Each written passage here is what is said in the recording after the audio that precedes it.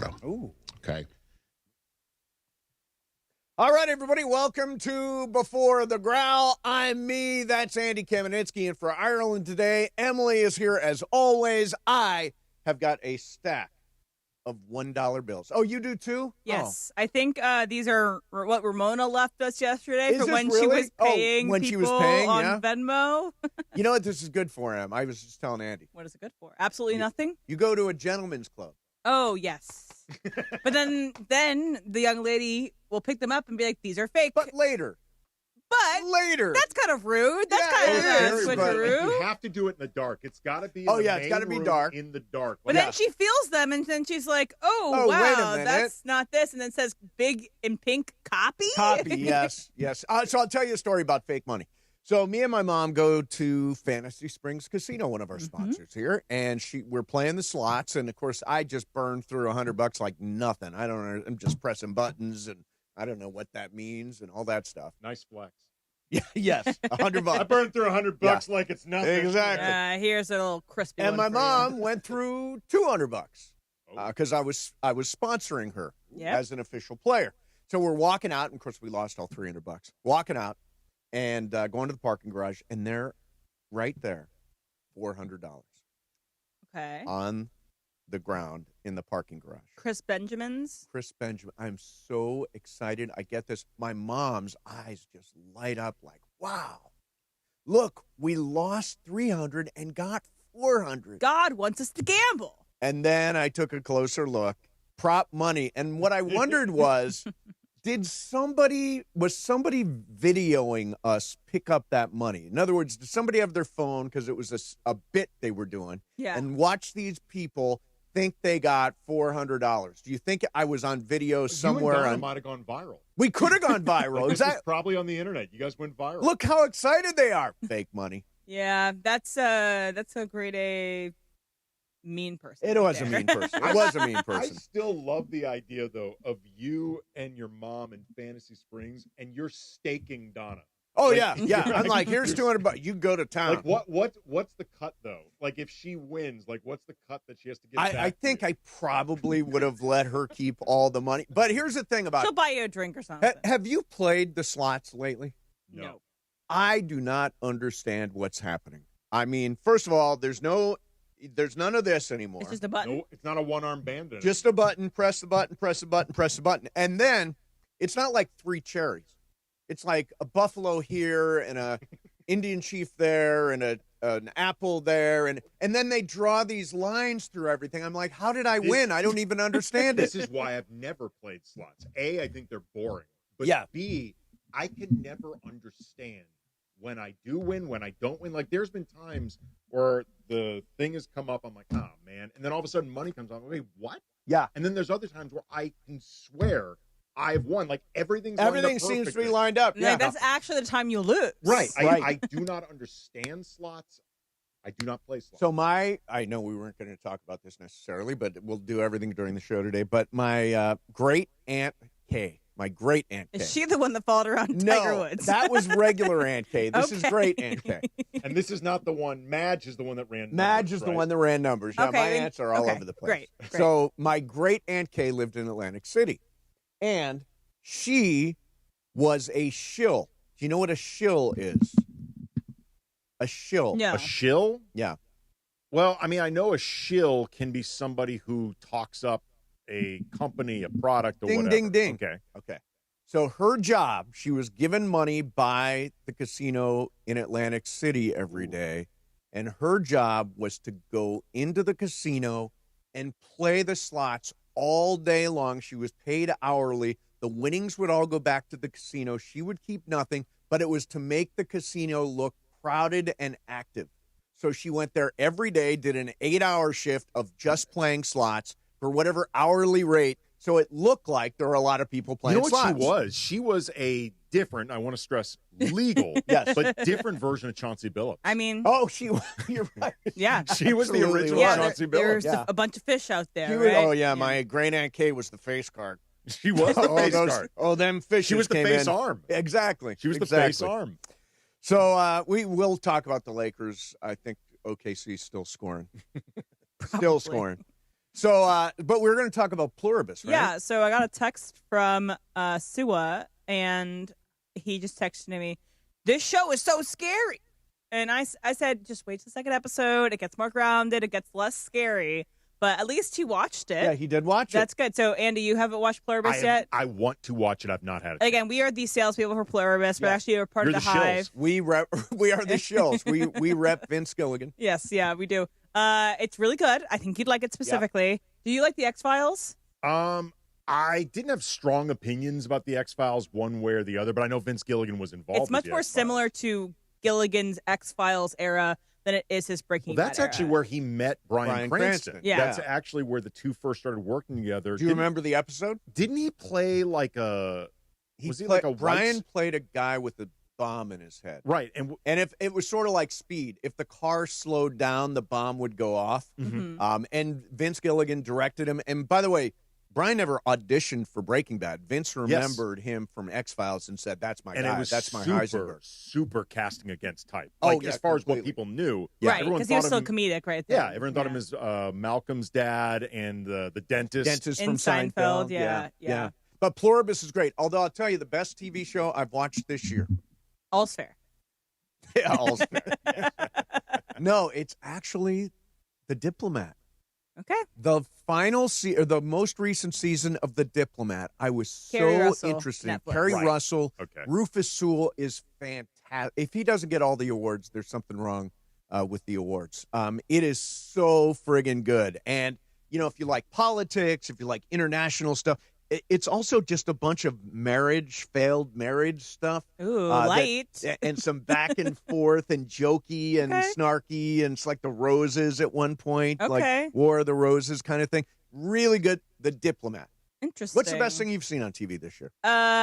I do really like this start for Pluribus, so Yep. we'll see how it ends up. I really liked Platonic, honestly, this year. Platonic, It's yeah, brought me a a lot of lot of people. happiness. Like, I really liked that show. And I also like The Studio. The Studio is awesome. Yeah. Did you watch The Studio? Yeah, I liked it. I didn't love it. What's wrong with you? I thought after a while, each episode started seeming exactly the same. Yeah, there's something wrong with you. That There's was a something great. wrong with me. There, I know. I mean, that's my new review. Is There's there's something wrong with you? wrong with If you did Andy's not like crazy. The Studio. Crazy. As John Ireland say, am I nuts? crazy here? Am I nuts? What is your favorite? Of this year? Oh, God, everything blurs I together. also liked The White Lotus, but I know a lot of people didn't love Yeah, this season. I loved Last of Us. I didn't love this season of Last of Us. I love the first season. Of Yeah, Last it of was a Us. bummer when he died. Spoiler alert. Yeah. There's something that came. I'm blanking now. There's something that I want to say the show ended this year, and I thought it ended really well. Need more. I know. Yeah, I know. need more information. We'll look it Need up. More clues. I'm going to look it up. I will Okay, have just it Google before- show that ended this show year. that ended this year. Yeah. I'm going to have it during the opening segment. Okay, I'm gonna have got it. That's I a think tease. By the way, show that ended this year. Travis and Sliwa. That ended this year, did it not? Or last, was that last year? Last Last year And was now, also not what and I so was did thinking Travis of. and DeMarco, but now it's DeMarco and Travis. DeMarco and Travis, It's a revisioning. exactly. It's a The Mark Exactly. and Travis afternoon show. Yes, Yeah. exactly. All right, we're coming back on the radio and on the YouTube and on the app next. SE, get $50 in lineups after you play your first $5 lineup.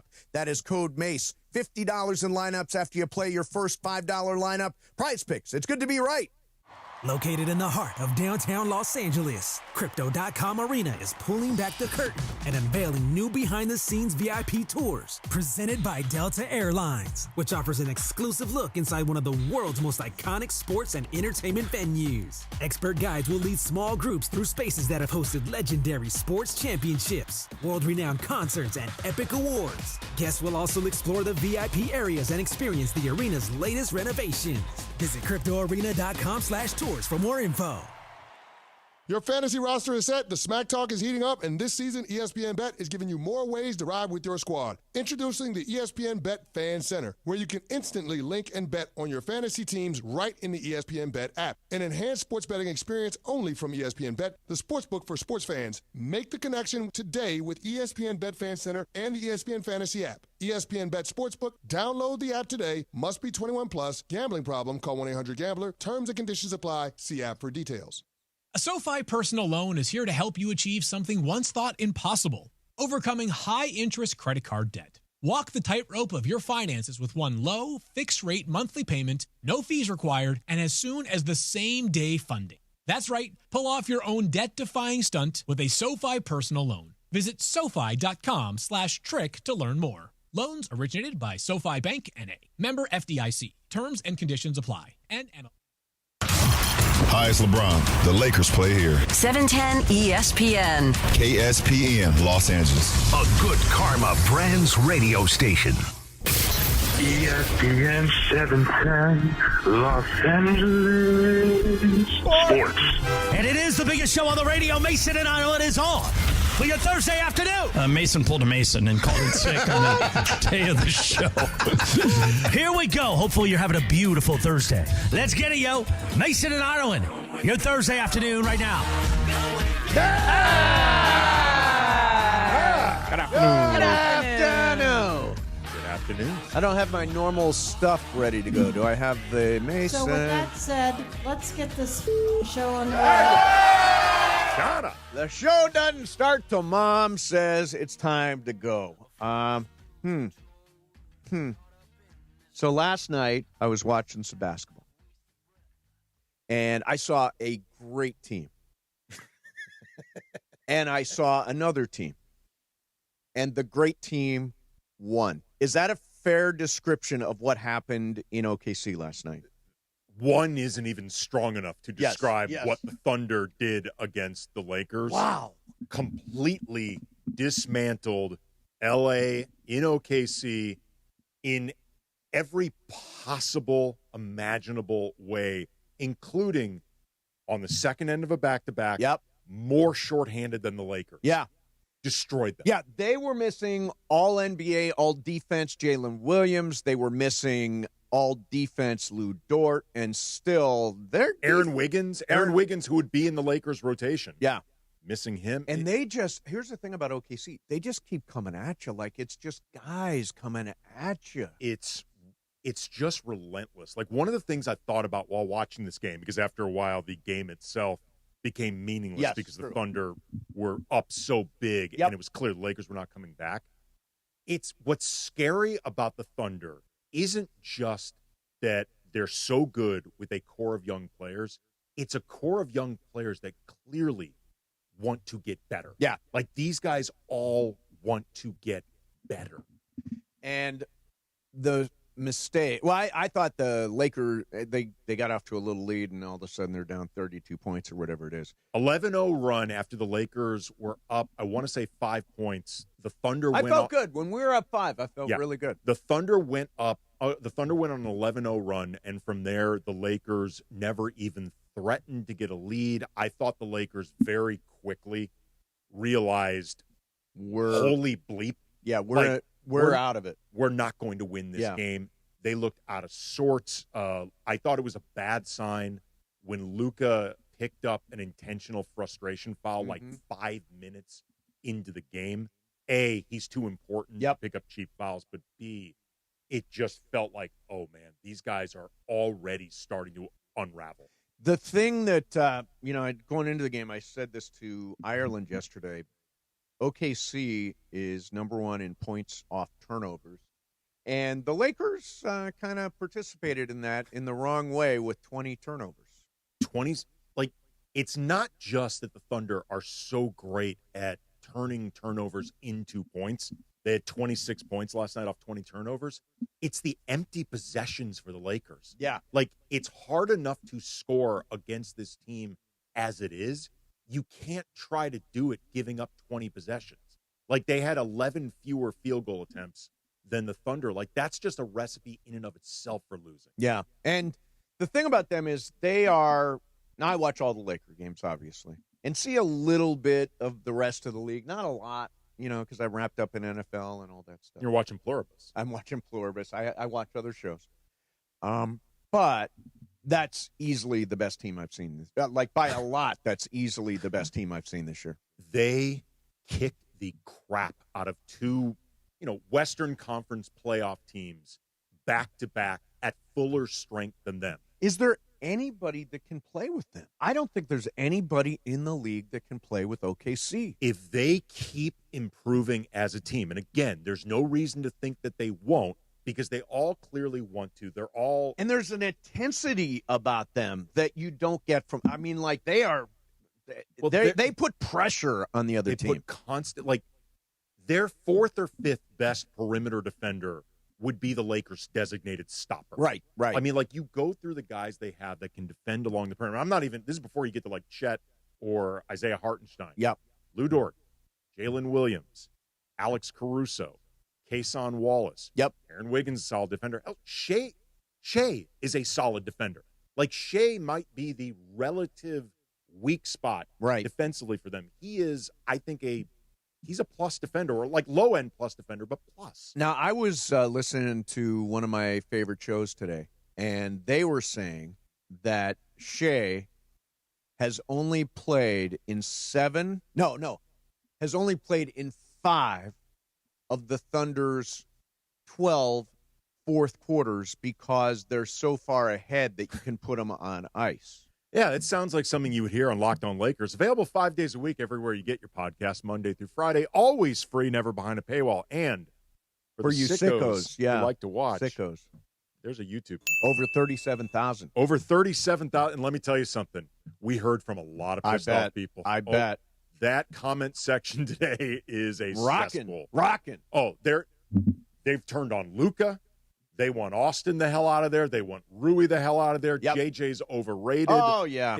By the way, what time is Ireland calling in so he can ask us, all you people, life without LeBron, take a look. Yeah. This is what it This looks is like. life without LeBron. Oh, although, do you think LeBron would have made, I mean, obviously he would have been helped. better. He would have helped. I don't even think with LeBron the Lakers play with OKC. Although it's just one night, too. Look, it's just one night. It's a super small sample size. It's one night. The Lakers did play them well last year. In the Luka era, they beat them once by about 30 points, and they looked like they were set up to beat them in another game, and then Luka got ejected. So, to your point, you don't want to overreact to this. It's 12 games in. It's part of a road trip that JJ talked about. He has not liked what he's seen from this team on the road trip. You don't want to overreact, but you don't want to underreact. OKC blown out or lost.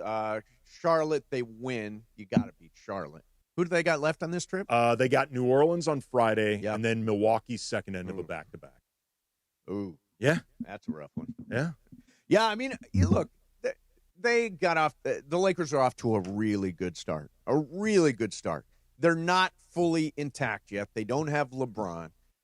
And I think that does make a huge difference. Yes, it does. And would it have been the difference last night? I don't think so, but the Thunder was on fire. They won't play like that every game. They're going to play like in most games. A lot of games. Be honest. Do you think they can Emily is asking, do you think the Thunder can be like the 2016 Warriors? Can they win 72? They won 68 games last year. Chet missed half the season. Yeah.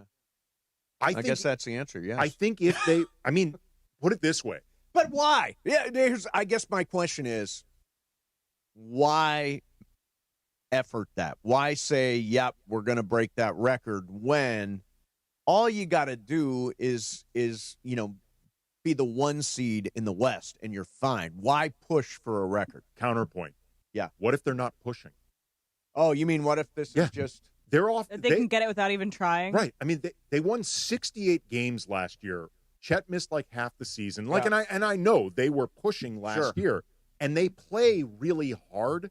But there's a difference between playing really hard and pushing themselves like to where the needle's in the red. Right. They play hard, but they don't feel like they're in the red. And they've been doing this. They've not had Jalen Williams yet this entire season. Yeah. They've had other guys missing some games. Like, what's to stop them from getting more than 68, 72, whatever? Because it doesn't feel like they're trying that hard. It's not. Yeah, I think that it is one of those things where, and by the way, they're not getting. They're only going to get better. They've got 78 first-round draft picks in the next 3 years or something. I mean, it's just out of control. A.J. Mitchell. Yeah. A.J. Mitchell is a guy that a lot of people have not heard of because he didn't play a ton last year. Yep. He had injuries. He could end up winning Most Improved Player. Yep. Like this year, he's been fantastic. He's a guy most people haven't even heard of. Right. So, real quick, I want to get this in here, and we'll do plenty of Lakers today, and we got calls coming up for you in Sports Graffiti. So much going on. We're going to talk some USC football. There's a weird report out there that USC could declare independence from the Big Ten. I also want to put this out there. How is it that the time that Iowa is going to come and play in Los Angeles, it's going to rain potentially 1 or 2 inches? That's totally ridiculous. A mucky, muddy field, and this plays to Iowa's advantage. Yeah, they what just the did heck? this last week against Oregon in Ames. No, it's a home field advantage for them in L.A. And M told me, and I go to all USC games, M told me, don't go to the game on Saturday. I was just saying, I don't want you to get sick. Yeah. Because being out there in the cold and the rain, Yes. we're not used to it. I don't want you to get sick. I don't think those umbrellas in the Audi suites really protect you all that Right, much. true. So, I'm going to look at the weather. Supposedly 2 inches of rain on Saturday, which is insane. When's this start? When does this weather atmospheric thing start? Tomorrow, think it maybe was tomorrow, today. yeah. Yeah. When we're at Legends Attic, which will be really lovely. Oh, yeah, Legends Attic tomorrow in Claremont. We're going to be there. Our people are invited out there, right? Yeah, people are invited out there. We're going to be inside of the DoubleTree right next to Legends Okay, Attic. So good. you can still see Legends Attic, but then walk over. We are going to be in shelter. We will be. We have shelter for tomorrow's show. Excellent. You're seeking shelter. We are seeking shelter. And by the way, that's tomorrow. Miggy Rowe and Rick Dempsey and Yes. Oral Hershiser. And it'll be and also it'll be Travis and you. So it'll be kind of a combo of the DeMarco and Travis show and the Mason Island show. So we'll go from 12 to 3:30. Yeah. Now, one of the things Em asked me today, which is interesting, is who should lead? Who should lead the show? Now, I've always said, God, it would be so fun to be the 2. God, the 2 is such a good gig. I like it. You're Maybe- welcome to the 2 if you want the 2. I think I might take them up on the 2 tomorrow. I think I may do the 2. And Travis has had the whole week off pretty much, so he's ready to go. And Travis has been there. He's probably more qualified to do it. Yeah, he's Mr. Legends Attic at He this is point in Mr. time. Legends Attic, exactly. Now, before the growl, and every day at 10 minutes to noon, we go on the ESPN LA YouTube channel, and we screw around a little bit, talk about weird stuff. One of the things we talked about today was our favorite show of the year so far. Of 2025, yeah. Of 2025. And I said, for me, The Diplomat, I just finished it. Absolutely fantastic. I was blanking on my show. Correct. You helped me remember. It's The Lowdown. The Lowdown. On FX with Ethan Hawke. I really like it. Yeah, I've not seen that one yet. It's really good. And what about for you? I really loved Platonic. I know it's not like a popular one of everybody, but it's the show that brought me the most joy this year, and That's so nice. love Platonic. Yeah. And Bri? Probably Last of Us. I really enjoyed Last the of Us second is season. great. Yeah, Although it was good. After episode 3, it was like, Right. I mean, I knew that was coming though because I played. You the game. play the game. So, yeah, I didn't yeah. play the game. Okay, I had no so idea as someone Pedro who played the Pascal was going to game, die. I feel like I didn't love the second season because I've watched the game, and I'm like, I don't know if they captured it that You well. did watch the game? I watched someone else play the game Okay. on YouTube. I watched like an 18-hour like YouTube video Long game. of Oh, someone wow. playing the game because Yeah. I wanted to know how the story ends, and I just didn't love how they tackled this season. I still thought it was pretty. Okay, decent. it's still, I thought it was it's still pretty good. It's still good. Yeah, still I mean, got me. I was everything's hooked every better week. with Pedro Pascal, I'll be honest. Yeah. And when he left the show, it was...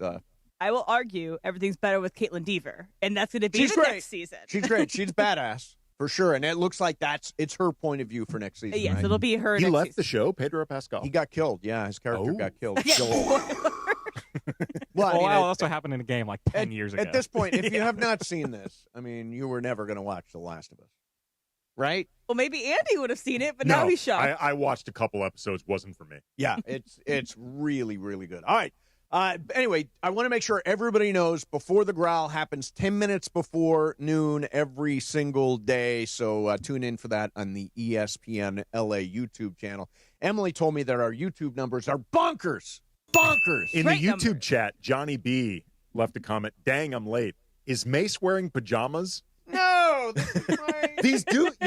Why is everybody wants to talk about what I'm wearing? Here's the thing, though. Because it's got the 3 buttons on top. Yeah, it's like a flannel.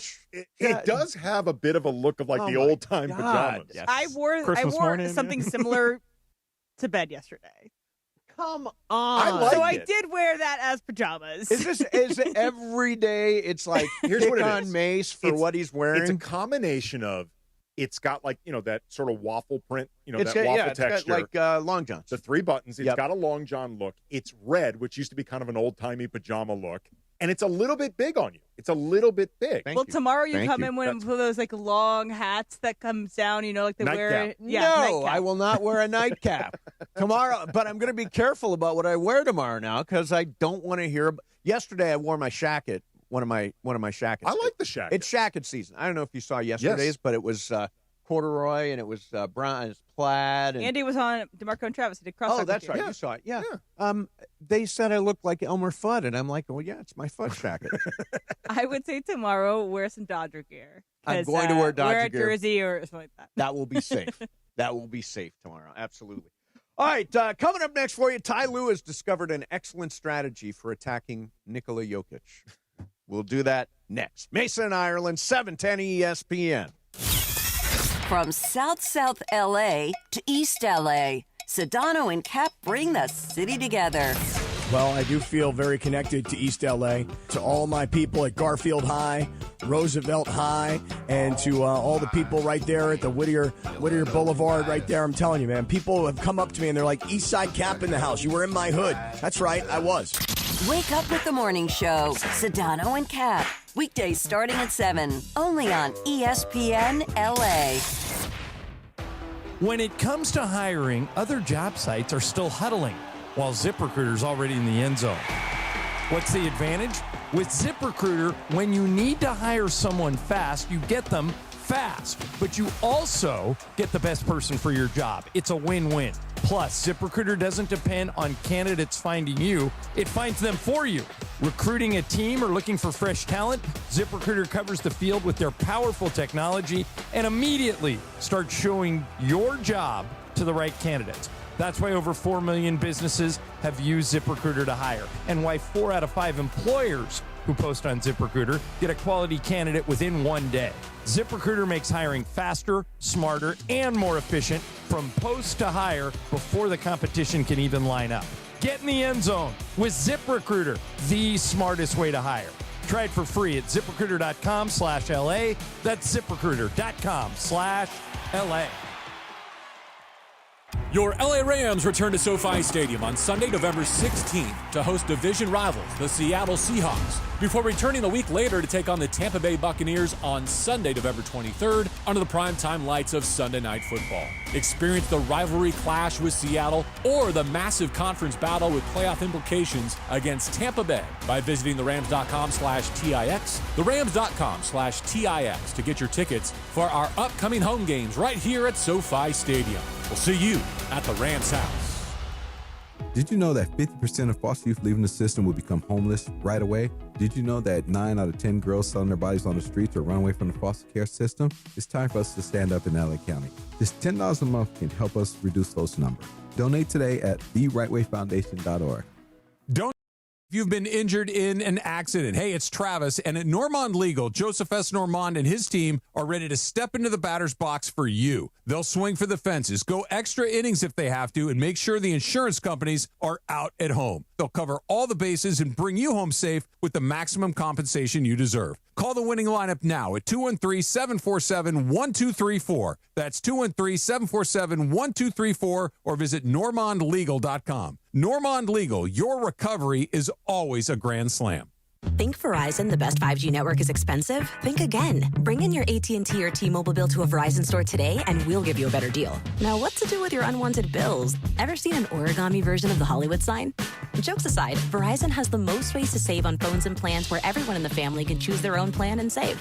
So bring in your bill to your local LA Verizon store today, and we'll give you a better deal. Rankings based on root metric true score report dated 1H2025. Your results may vary. Must provide a postpaid consumer mobile bill dated within the past 45 days. Bill must be in the same name as the person redeeming the deal. Additional terms apply. Chevrolet. Morales here, and if you're in the market for a new ride, there's only one place to go. You know where it is, the Big Cat, Felix Chevrolet. You know the one right off the 110 in downtown LA with that classic black cat, Felix the Cat, smiling down on Figueroa. They've been serving Angelinos for over 100 years with unbeatable deals, an amazing selection, and service that treats you like family. A la familia. So whether it's a brand new Chevy or a certified pre-owned, make your next stop Felix Chevrolet. Head over to Felix Chevrolet, the Big Cat today. Ask for my guy, the GM Nicky D, and say, hey, I want to see that Big Cat. Clinton Yates here. The holidays are upon us, and so are the savings at Total Wine & More. Discover thousands of wines, spirits, and beers like my favorite, IPAs, perfect for every celebration and every budget. From bold reds to sparklers, you'll find the perfect wines to raise a glass this season. With the lowest prices for over 30 years, you'll always find what you love and love what you find only at Total Wine & More. Curbside pickup and delivery available in most areas. See TotalWine.com for details. Spirits not sold in Virginia and North Carolina. Drink responsibly. B21. Empower. Tim collects bobbleheads. A lot of bobbleheads. Baseball bobbleheads. Race car bobbleheads. Little chihuahua bobbleheads. He's got an entire room strictly for bobbleheads. Does he need them? No. Is his wife mad about it?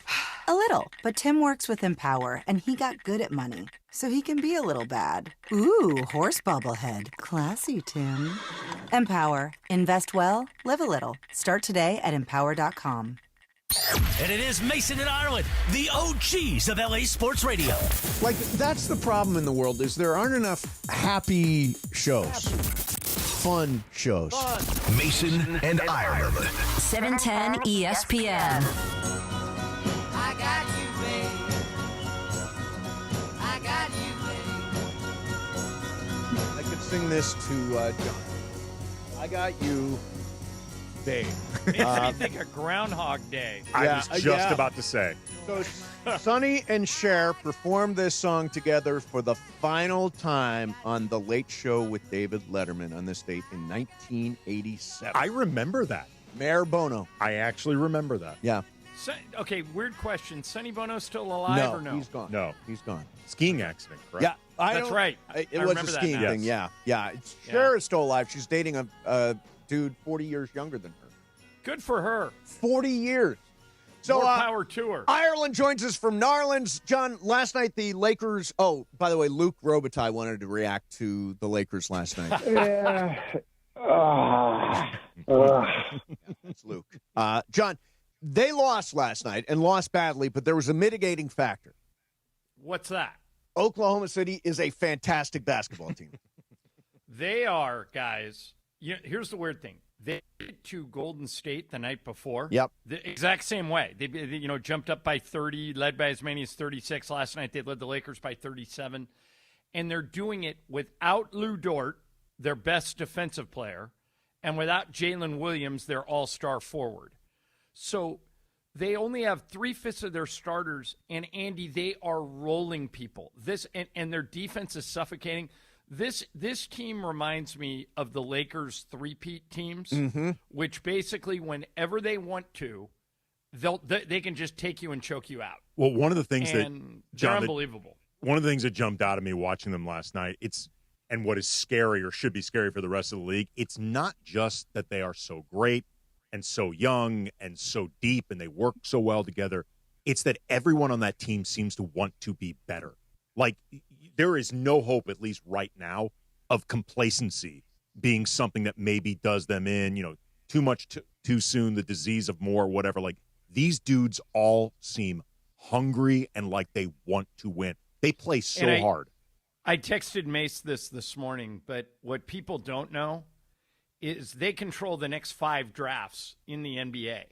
They have 11 first-round picks and 25 second-round picks over the next 5 years.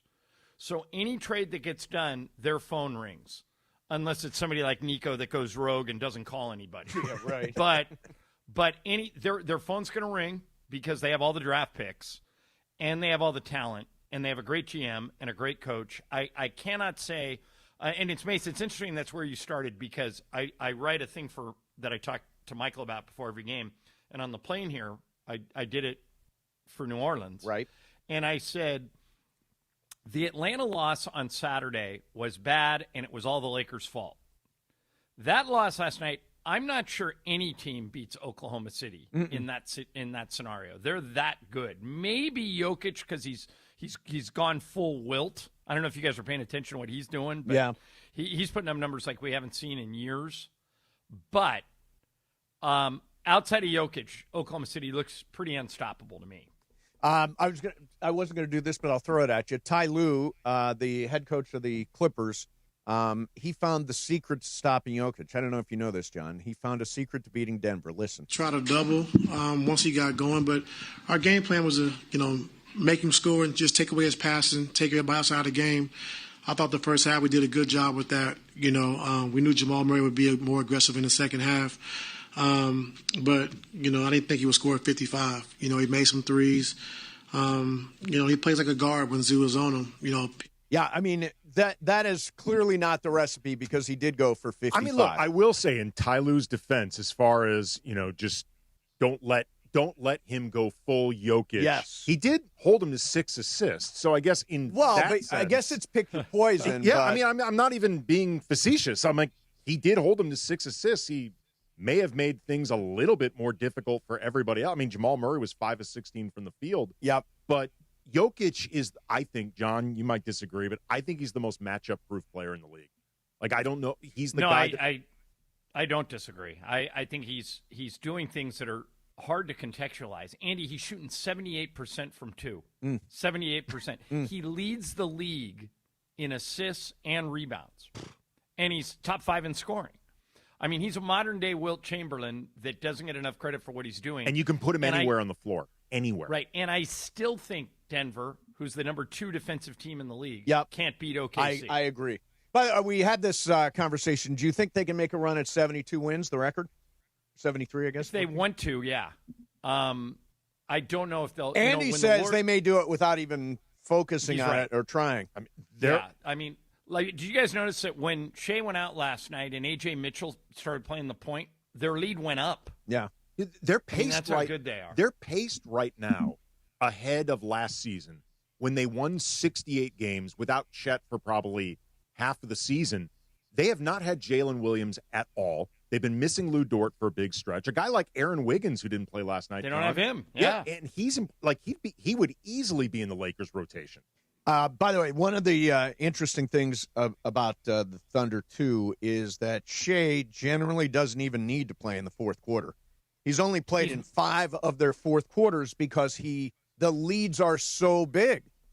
Yeah, Michael was talking about that last night, that's what they used to do with Magic and Kareem in the Showtime era.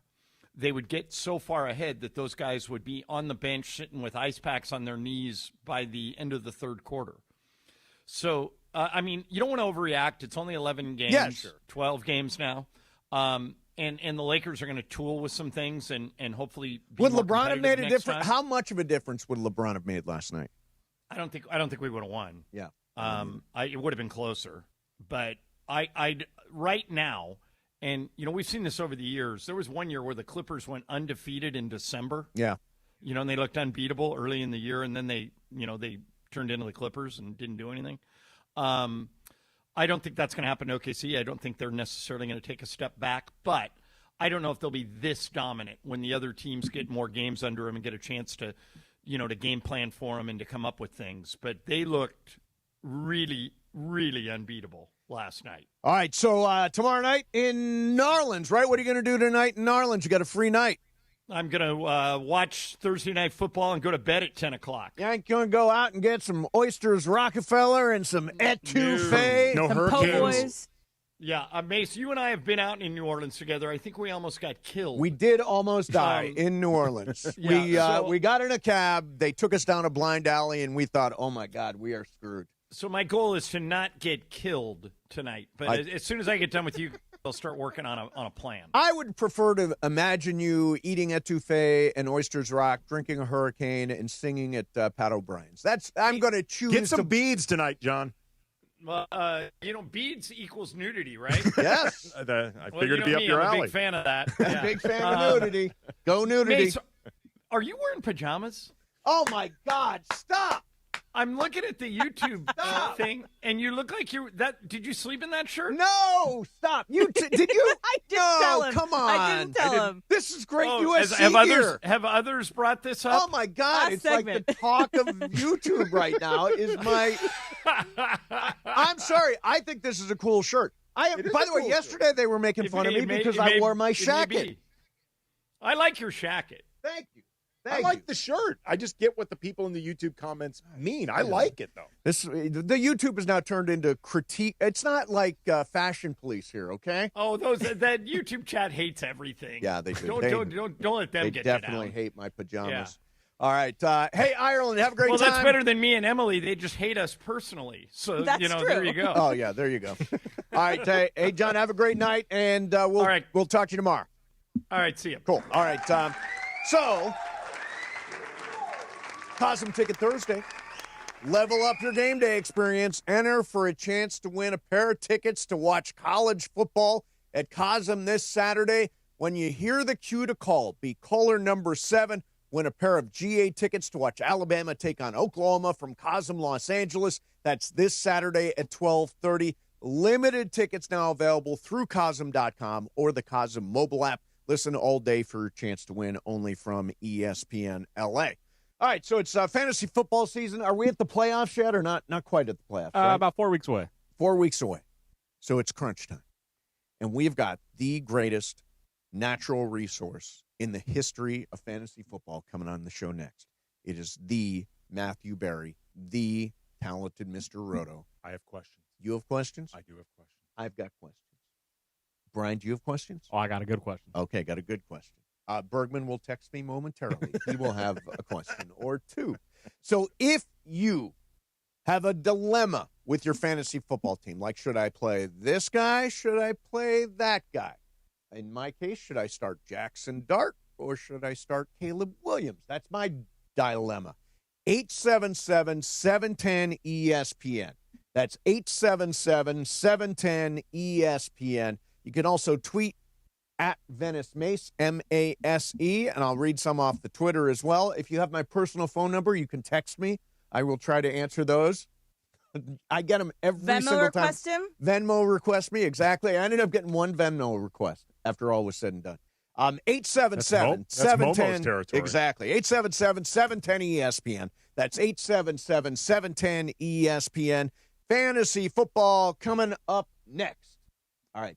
So let me tell you about Prize Picks. Brian Cohen, you and I play Prize Picks all the time, and I just noticed there is a bonus pick out there tonight. 1/2 passing yard for Drake May. I just parlayed that one. I did see that. Got to get over that free square. With the Patriots supposed to have the best rushing defense, so I'm taking minus Breece Hall's rushing yard today with that free square. So I just need the Breece Hall, and that's a win. All right, there you go. And if you want to be a winner, you know, we all make decisions all the time. Being right can get you paid. You should not miss any of the excitement on Prize Picks. Whether you're a football fan, a basketball fan of both, it always feels good to be right. And I play all the time. Like, I don't know exactly what my ticket's going to be tonight, my lineup is going to be tonight, but I guarantee you I will have a lineup rolling as we go to Thursday Night Football, Jets and Patriots. Prize Picks offers stacks, meaning you can pick the same player up to 3 times in the same lineup. Want to pick? Let's say you want to pick more on Drake May's touchdown passes, rushing yards, and passing yards. You can now put all those together in the same lineup only on Prize Picks. Download the Prize Picks app today. Use code MACE, M-A-S-E, for $50 in lineups after you play your first $5 lineup. That is code MACE, M-A-S-E, $50 in lineups when you play your first $5 lineup. Prize Picks, it's good to be right. Mason and Ireland, 710 ESPN. The Lake Show lives here. Three-pointer by Reeves. It's good! Austin Reeves with a dagger! You know, we added some pieces that we really needed, and we have really high hopes. On 710 ESPN and the ESPN LA app. Hey guys, Cappy here. Let's talk about something serious for just a minute. Picture this. You're on your usual drive to work. You're thinking about your day ahead, right? You walk into the office, you sit down at your desk, you power on your computer, but instead of your familiar desktop popping up, Zippo, nothing. Your files are locked, your data's frozen, you've been hacked. For anyone who's ever lived through it, you know how stressful and expensive it can be. We're talking thousands, even hundreds of thousands of dollars. And then there's the uphill battle of getting your cyber insurance claim actually paid. That's where my friend Avner Gatt and his team of public adjusters come in. You might know them from water damage claims, but they also handle cyber insurance. And if you're not sure that you're fully protected, or you're not sure if your insurance application was filled out correctly, don't wait until it's too late. Call Avner Gatt at 818-917-5256 today. That's 818-917-5256 for Avner Gatt. Hey, what's up? It's Sedano. I'm here with the crazy Hernandez brothers from Hernandez Wholesale Flooring. What if I'm at home, I'm like, I got to do this project, but I keep putting it off because I'm worried about the finances part of it. Like, what do you suggest those people do? We all have a honey-do list, right? And you're the numbers guy. Your wife says, hey, I want to do this living room floor. You're putting it off because you're thinking it's going to cost me $5,000. Give us a call. Give me your square footage. You'll be surprised at what we can do for you. A 5-minute phone call can save you thousands of dollars. For the best prices on hardwood, carpet, and more, call 866-62-FLOOR. Discover the bold taste of tradition with Amor Salsita homemade authentic salsas. Hi, this is Jerry with Amor Salsita. From dipping your chips, marinating your favorite dish, topping your tacos, Amor Salsita brings the vibrant flavors of Mexico straight to your table. Salsas with smoky, juicy, chunky tomato, roasted tomatillos, and mango habanero flavors. Visit amorsalsita.com and discover the flavors and recipes. Pick up your Amor Salsita at any Albertsons, Vons, or Pavilions in the produce department. From our kitchen to yours, Amor in every bite. At rusnetcars.com, 'tis the season to find more horsepower, more style, more excitement. That's because LA car shoppers know this is the best time of year to find the best deals. With rusnetcars.com, scroll through an inventory of over 2,000 vehicles and shop over 100 special lease offers on European brands like Mercedes-Benz, BMW, Audi, Land Rover, Porsche, and yes, Ineos Grenadier. It's all in one place. rusnetcars.com. Your sleigh awaits. Hi, this is Devontae Adams of your LA Rams. The biggest show on the radio, this is Mason in Ireland. LA's mega sports station, 710 ESPN. Listen to every Rams game on the all-new ESPN LA app.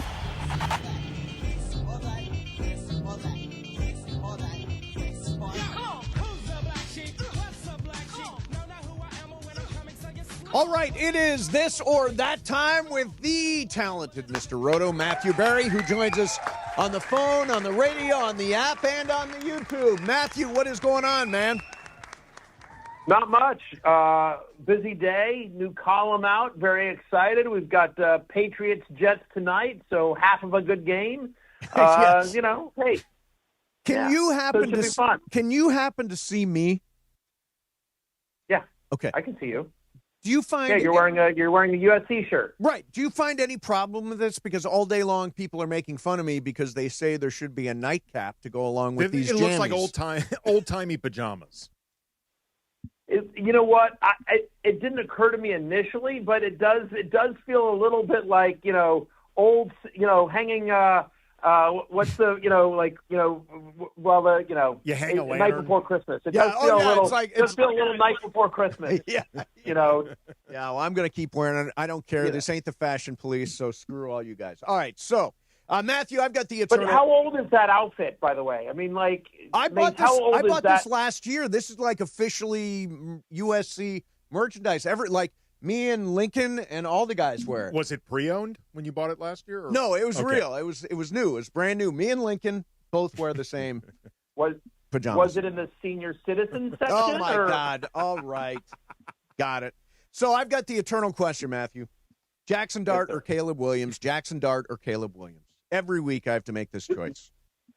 Yeah, well, this week it's Caleb Williams. It's a very easy decision for you because Jackson Dart's not going to play. He's in the concussion protocol. That's right. Okay. Jameis Winston is going to get the start for the Giants. Yikes. So your decision is Caleb Williams against the Vikings in that bottom 10 pass defense over the last 4 weeks. Okay, asking for a friend.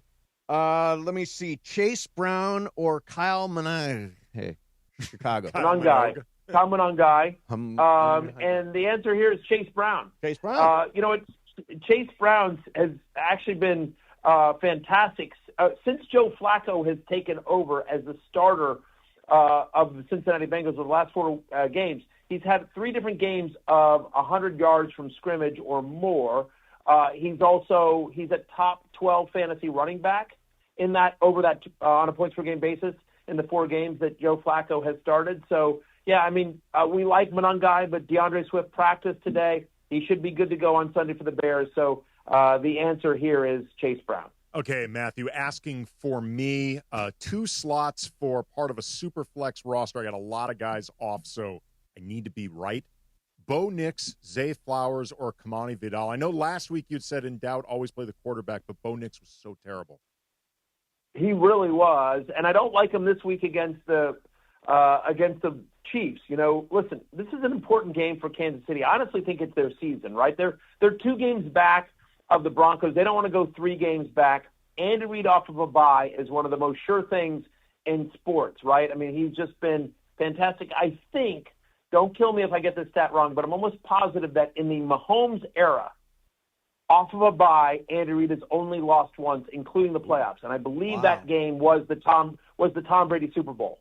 And that's the only time when Andy Reid's had more than 1 week to prepare with Mahomes as his quarterback that he's ever lost out of a bye. So I think they win, and I think they kill the Broncos. All that said, it's so hard for me to say bench a quarterback. It's Zay Flowers and Kamani Vidal. I get that. I'm starting. I do like Vidal against Jacksonville. It's a bad run defense. We saw Woody Marks run all over the Jags last week as well. So it comes Zay Flowers versus Bo Nix. Boy, I'm still going Bo Nix, but I get it, Andy. I so get it because he's been bad. I don't think he'll be great this week.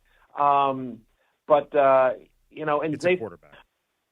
It's a quarterback. Zay Flowers also, by the way, the Ravens are on the road at Cleveland. That could be cold. That feels like a low-scoring game against the Browns. Okay, BC, Brian Cohen's got a question. Second flex spot, Mac Hollins or Trey Tucker? Mace, it's like that old meme, like tell me you're desperate without telling me you're desperate. Yeah. Trey Tucker or Mac Hollins. I'm going to say Mac Hollins. You know what I mean? Like I'd rather catch passes from Drake May than Geno Smith. No Kayshon Boutte tonight. On my show earlier, Fantasy Football Happy Hour, I took the over on Mac Hollins' player prop, which is 37.5 yards. That was my best bet for tonight's game. So I'm going to say Mac Hollins here. The Raiders, it's tough. I get it. They're playing Dallas, high over-under in that game, and so Trey Tucker's one of those guys that can always take it in for one, but I don't know, man. The Raiders look bad. They do look awful. They do look awful. Yeah. All right, let me get some calls in here. Let's go to Derek in Rancho Cucamonga. Derek, you're on with Matthew Berry. What's going on, man? Good afternoon. So, Mayfield or Stafford? Yeah, I don't think you can screw this one off, but Stafford has just been so good. I get it. They're home against Seattle. The Seahawks have been so good defensively, and, Baker, not a bad matchup for Baker. We expect a lot of points to be scored against the Bills, but I don't know. I just don't know how you bench Matthew Stafford, with how he's been playing. I just don't know how you do it. He's been as hot as any quarterback in the NFL. He's just been on fire. So I'm going with Stafford. Let's go to Mike in Long Beach. Mike, you're on with Matthew Berry. What is your dilemma? Running back 2, I got R.J. Harvey or Nick Chubb. Thank you. I think it's R.J. Harvey. We don't expect J.K. Dobbins to play. Now, it's not a great matchup with the Chiefs, as I just talked about. And I will say that I don't think R.J. Harvey gets as much work as we think he will. Right? Sean Payton always likes to use multiple running backs. So for those of you who start R.J. Harvey, and for whatever it's worth, that is my recommendation, you should also start R.J. Harvey over Nick Chubb. But I'm just letting you know, I think Jaleel McLaughlin and Tyler Beatty are going to play a lot more than people think or want. They don't totally trust R.J. Harvey in pass protection. Peyton always likes to use multiple running backs. Having said that, Woody Marks sort of took over that backfield last week for the Texans. Davis Mills is going to start again. C.J. Stroud officially ruled out a little while ago. And so Nick Chubb, you need him to fall into the end zone for him to pay off. And I just don't know how great you feel about that, even in a good matchup against Tennessee. Okay, let me take some off Twitter here. A bunch of people piling in. How about Keon Williams or Michael Wilson in a PPR? That's Matthew Hansen sending that. Keon Williams? Kyron Williams? No. Is it Kyron Williams or is it Keon Coleman? Keon Coleman or Kyron Williams. Yeah, no, I don't know the I don't know which one. He said Keon Williams, so it's Maybe apparently their league can put them both together. It's a hybrid player, apparently. Keon and Kyron. And the other player, sorry, was who? Was Michael Wilson. Yeah. So here's the answer. If it's Kyron Williams and Michael Wilson, the answer is Kyron. If it's Keon Coleman and Michael Wilson, the answer is Wilson, who is going to be the number one wide receiver for the Cardinals now that Marvin Harrison is out. Okay, we've covered all eventualities there. How about Brian Thomas Jr. and Jerry Jeudy? Yeah, I think it's BTJ if he's healthy. Now, he did return to practice today. We'll see. He missed, obviously, last week, but I think it's BTJ over. That Ravens defense, all the stats look bad, but they've gotten a lot healthier recently. And so, Cedric Tillman is back for the Browns. I don't have a lot of confidence in Cleveland's passing attack. So if Brian Thomas Jr. is healthy, he's the answer. Okay, let me hit you with a couple of quick ones. Rapid fire, Baker Mayfield or Matthew Stafford? Stafford. How about Joe Flacco or Bo Nix? Flacco. How about Tyjae Spears? I think it's Tyler Algier and Monangahe. And I think it's Spears. Okay. Algier has a better shot at a touchdown, but I'm going to say Spears and back up. How do you say that name again? Monangai. Monangai. Sweet. I'm Monangai. Monangai. Got it. Yeah, the pride of Rutgers. Yeah, the pride of Rutgers. How about last one? No, I'm not going to say that. Yeah, I am. Is it me or does Matthew Berry look like Mel Brooks? No, he does not look like Mel Brooks. By the way, I'll tell you who I look like. I'll tell you, you know what? Listen, Mel Brooks is a legend, and I've been called worse. You know who we did this the other day on my show, and I don't love admitting this, Mace, but it is what it is. God and genetics have led me to where I am right now. But we were talking about it. Somehow our favorite movies came up, and my favorite movie of all time, and I know you're a big movie guy, Mace. Yes. So you may hate my answer, but my favorite movie of all time is The Princess Bride. Oh, it's a classic. It's Matthew, a total classic. I know where you're headed with this. So it's a brilliant movie, and I love the book as well. It's my favorite book. But I think I, unfortunately, look a lot like Wallace Shawn, who plays Vizzini in that movie. I know. Wallace Shawn is not an attractive man, and I think that's where life has led me right now. I wouldn't even bring that up Matthew, if I was I think you. it's inconceivable that you look like Wallace Shawn. Now I can't unsee it, Matthew. Yeah, it's a little bit. Yeah. It's a little bit. He's a brilliant actor, or was a brilliant actor, I should say. My dinner with Matthew. Somebody got that joke. What'd you say? My dinner with Matthew. Oh, yeah, exactly. Yeah. 100%. Also another great Wallace Shawn movie, My Dinner with Andre. And so, that's what I think. And we did like a side-by-side that's it's a little too close for comfort, to be honest with you. Well, I think there's enough distance. I think there's enough distance, although I won't be able to unsee that. All right, so Matthew is on every morning on YouTube with Fantasy Football Happy Hour, and then that airs on Peacock, I think, at 2. Is that right, Matthew? Yeah, that's right. It's available, obviously, on demand on both platforms as well, plus wherever you get your podcasts. We do Fantasy Football pregame every Sunday morning at 8 a.m. Pacific, also on Peacock or the NFL on NBC YouTube channel. This week we are live from the Link in Philadelphia. Nice. It's Lions-Eagles, and so we'll be doing it from the field there. And then, of course, Football Night in America Sunday night pregame before that game. And I ask everyone, hey, go sign up for my free newsletter at fantasylife.com. I send out an email every single day. It's about a 5-minute read. It's 100% free. Just everything you need to know about fantasy football that day. Try it out. It's great. People love it. And if you don't like it, just unsubscribe. Yeah, it's a free newsletter. What do you care? That's fantastic. It's a great newsletter. Hey, Matthew, thank you as always for coming on. Wallace Shawn. All right. We will talk to you next week. Thanks, man. Thanks, guys. Don't ever get into a land war in Europe. There you go. Many Wallace Shawn jokes. We did not. They're so subtle, by the way. We did not start this show thinking there would be multiple Wallace Shawn references. No. My dinner with Matthew. All right. When Matthew comes on, he's always brought to us by Fantasy Springs Casino, the official casino of my mom. Call in right now, 877-710-ESPN, 877-710-ESPN. You get a Fantasy Springs prize pack That includes a 2-night hotel stay, golf or bowling for 2, and dinner for 2 at Fantasy Springs Casino. Again, that's caller number 7 right now, 877-710-ESPN. Got a little icebreakers coming at you next. Mason, Ireland, 710 ESPN.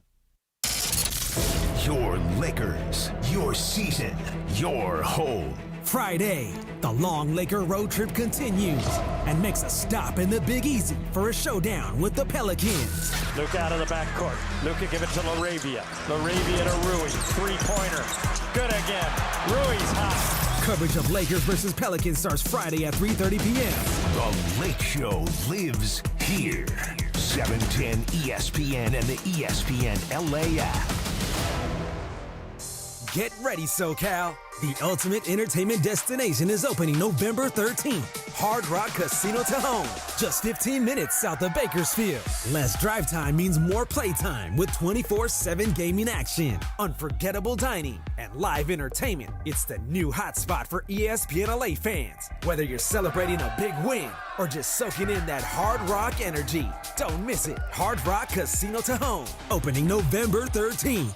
This is how SoCal plays. Don't sit on the sidelines if you've been injured in an accident. Hey, it's Travis, and at Normand Legal, Joseph S. Normand and his team are ready to go full contact for your case. They'll rush the defense, tackle the insurance companies, and drive it all the way into the end zone to get you the maximum compensation you deserve. Call the winning team now at 213-747-1234, 213-747-1234, or visit normandlegal.com. Don't fumble your future. Your recovery is their priority. Call Joe now and score a touchdown with Normand Legal. Hey, it's Chris Morales. You know, we joke around a lot that I almost died, which I almost did. I had severe heart failure. That's when I went to a Providence hospital in the emergency room. And here's the thing about heart care. It begins with trust. That's why Providence takes the time to listen, understand, and earn yours before making any decision about your care. For me, if it wasn't for Dr. Cobb and Katie Cornella at St. Joe's in Orange, they made me trust them and they made me know. And my health and my life were going to be even better once I got out of the hospital. Providence, caring with compassion in Southern California. Now that I'm a dad, I can't stop thinking about what would happen to my kids if something happened to me, like losing the house or not affording college. Yeah, that used to keep me up at night too. It's why I finally got life insurance from Ethos. It's 100% online. No medical exams, just a few health questions. I got $2 million in coverage for around $2 a day. I never realized it was that simple. Get your free quote at ethos.com/game. That's ethos.com/game. Rates may vary. Bill monthly. Sample rate 10-year term life policy for a 35-year-old healthy non-smoking male. This college football moment is brought to you by ServPro. College football teams have moments they recovered from and made it like it never even happened. Like on September 24, 2016, when Tulsa found themselves down 31-0 to Fresno State. With 10 minutes left in the second quarter, Tulsa fought back to tie the game at 41. And then won 48-41 in double overtime. ServPro. Like it never even happened. Listen to Mason and Ireland, weekdays noon to 3 on ESPN LA. And it is Mason and Ireland on ESPN LA. It's time for Icebreakers. Icebreakers made possible by Blue Ice Vodka, the finest vodka sourced from Idaho potatoes. Get it? Idaho, Johnny I, the Idaho compound. Enjoy Blue Ice Classic Vodka or their unique flavors like Huckleberry and Double Espresso. Find Blue Ice in stores and ask for them by name. Time for Icebreakers on Mason and Ireland. Take it away, producer Emily. Before we get to Icebreakers, the Rams are back home, and it's a divisional showdown in Seattle. It's the blackout game. Blackout. Yes. Get ready with the Rams Super Bowl champion DeMarco Farr and Travis Rogers on Rams All Access tonight at 6 p.m. on ESPN LA. Catch it live or listen on demand anytime on the all-new ESPN LA app. Rams All Access is presented by Pechanga Resort Casino. Play your perfect combination at Pechanga Resort Casino, the official California gaming and casino partner of the Los Angeles Rams. All right, so here is our scoring update as we are approaching about the middle of the month. Okay. So no one's running away with it right now. Good. Everyone's in it. So we have Mace has 4. Mm-hmm. Brian has 7. Mm-hmm. Sua has 2. John has 2. Andy has 4. Oh. And Momo has 7. So we have 2 people with 4 and 2 people with 7. Okay. So tight race here. Everybody's in it. All right, Except my me, 'cause first I'm one. terrible at this game. Okay. For 10 Ready. points. I was born in 1963 in Oklahoma, and I graduated from Kickapoo High School. Okay. Nothing yet. Are you sure? Okay, for 9 points. Take a flyer there. I was an uncredited party guest in the film No Way Out. Wow. Uncredited party guest. Such a great movie. It is a really good movie. I recently watched it last year. It's so good. But it's one of those really things like if you watch it again and you will know what. see this person? Okay. Yeah. It's really good. Okay. You One think more? you know? I have heard before that somebody. Famous. Yeah. Ring in. Well, no, I don't remember Oh, who you it don't is. remember. Okay. I'm just saying. Come on, guess, Andy. No. Yeah, Keep okay. going. You got it. For 8 points. I started my career mostly in TV until I almost exclusively started doing movies in 1989.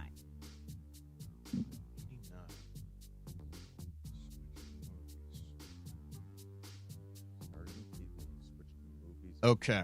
For 7 points, I co-founded a production company in 2001 where I produced 3 movies nominated for Best Picture.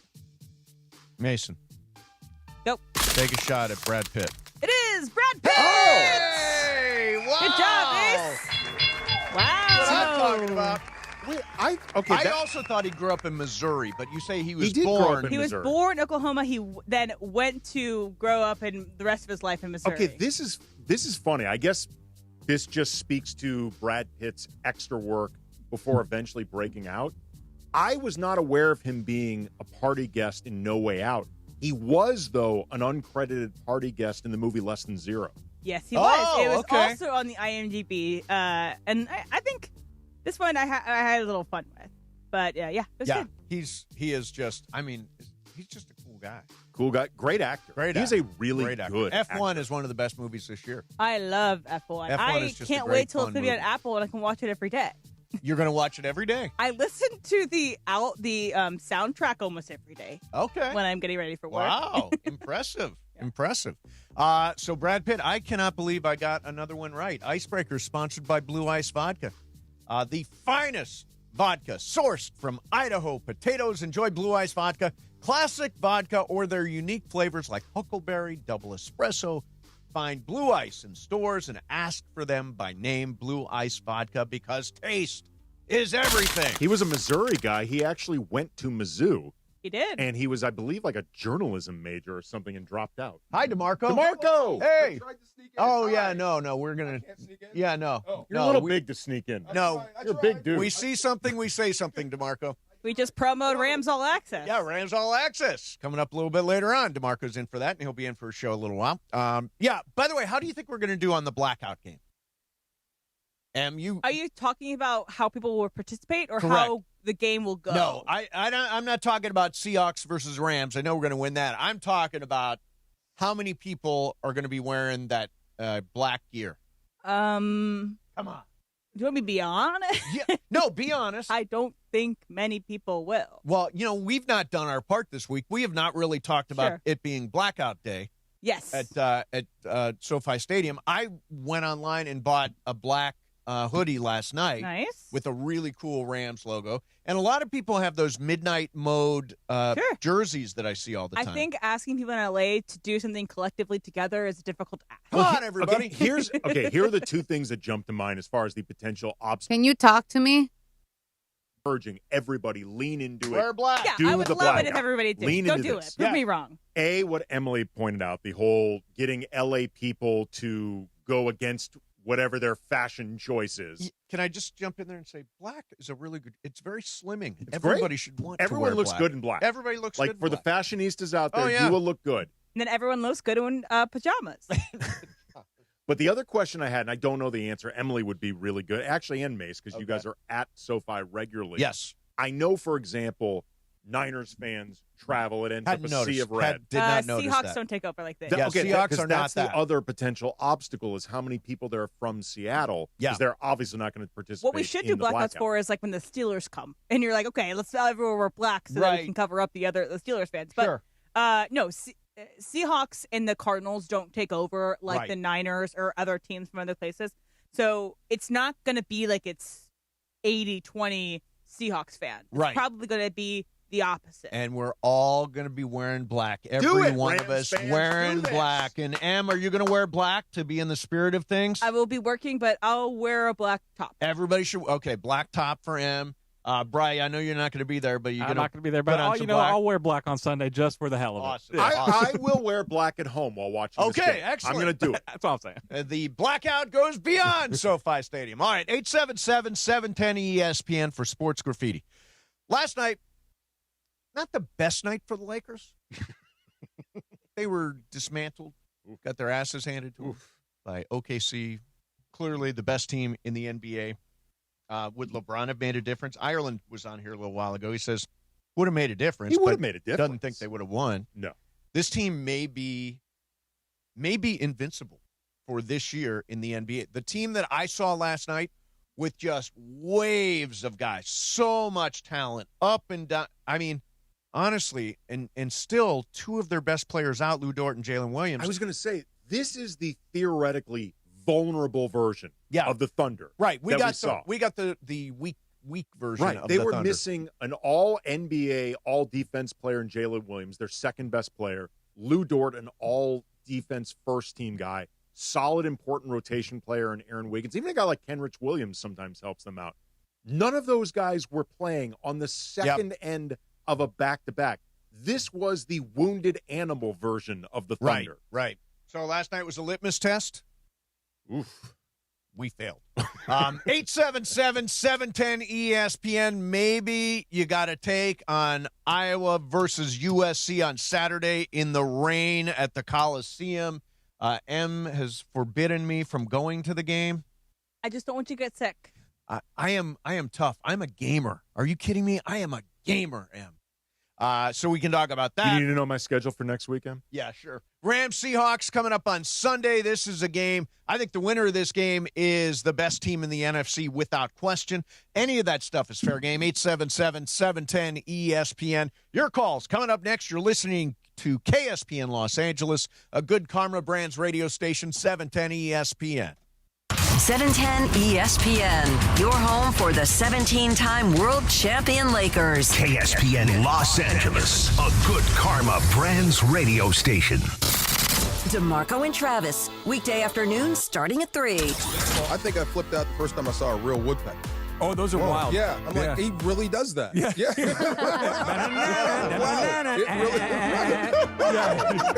We need a drop. We need that as a drop. You didn't think I had that in me? No. There you go. The DeMarco and Travis Afternoon Show. Weekdays from 3 to 6 p.m. on 710 ESPN, the ESPN LA app, and on YouTube at ESPN Los Angeles. History lives in the Lakers.